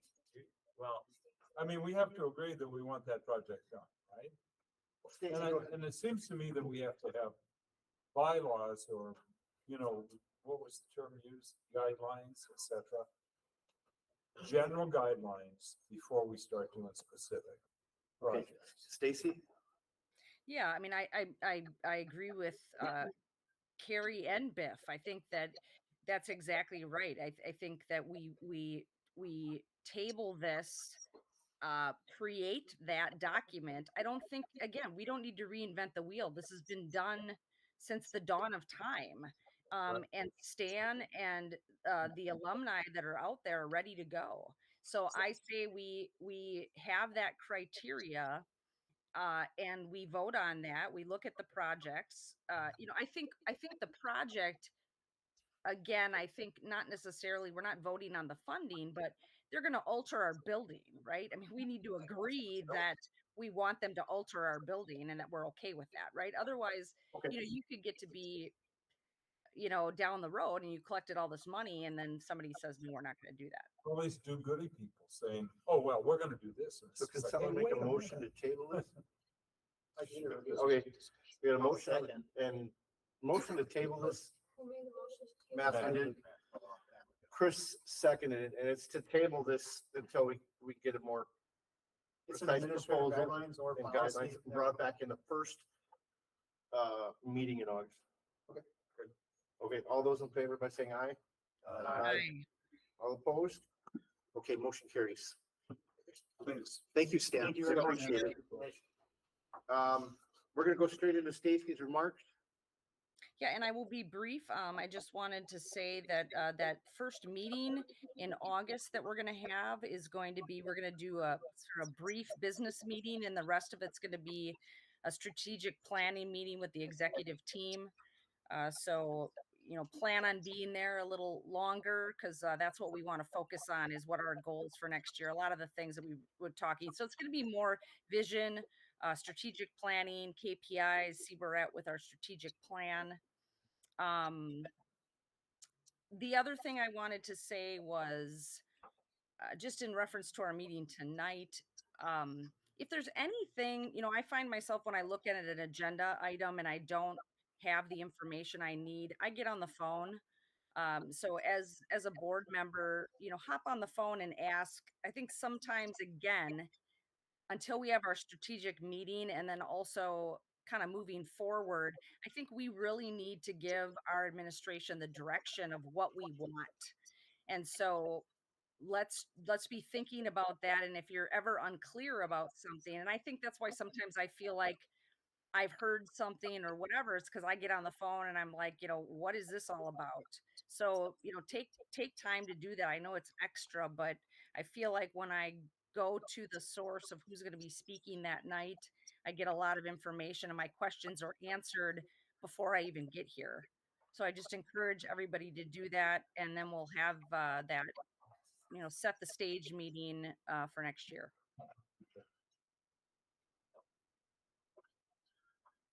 Okay. And so we talked about our future meeting dates, which is gonna be August 8th, right? Second Tuesday. Starting at 5 o'clock, correct? Oh, is it? Is it a 5 o'clock meeting, Stacy? Yep, we decided to start an hour earlier. Wow, I didn't remember that. Okay, Could we start earlier, or is that the earliest time that people can make it? I'm okay with any time, so I don't really care. I thought it was gonna be like a retreat. It is. It's going to be retreat style. It's just that. So we I'm bringing dinner? I'm open to coming earlier. Doesn't matter to me. I'm open. Yeah, I'm gonna be, in a different time zone, so that as early as you can be accommodated, I would, out of my own selfish interest, I would greatly appreciate it, but. How many time zones away? Somebody else want to propose another 7? time? Otherwise, Oh, we're doing wow. 5. I say, I mean, if you guys are okay with that. That's a would 4 good, o'clock that's a work? good, yeah, Would 4 o'clock work? sure. This is why not? just for that meeting, correct? Yeah, I've got to see if I can get out of my other meeting. I have meetings that start at 4 and then these are usually at 6, so I will see if I can get out of that. meeting. Okay, we're gonna go with 5 o'clock until we can get word from you. Does anybody here have a problem with 4 o'clock, other if he can get that cleared? I prefer not to do that, but it's my opinion. Okay, we got 2 against. well, we want everybody to be happy, right? Okay, we're gonna go with 5 o'clock. Yeah, let's go on. 5 o'clock on August 8th. And then I need a motion to adjourn. So move, oh, yeah, for sure. I'll make the motion. Motion by Biff, seconded by Chris. All those in favor by saying aye. Aye. Sorry.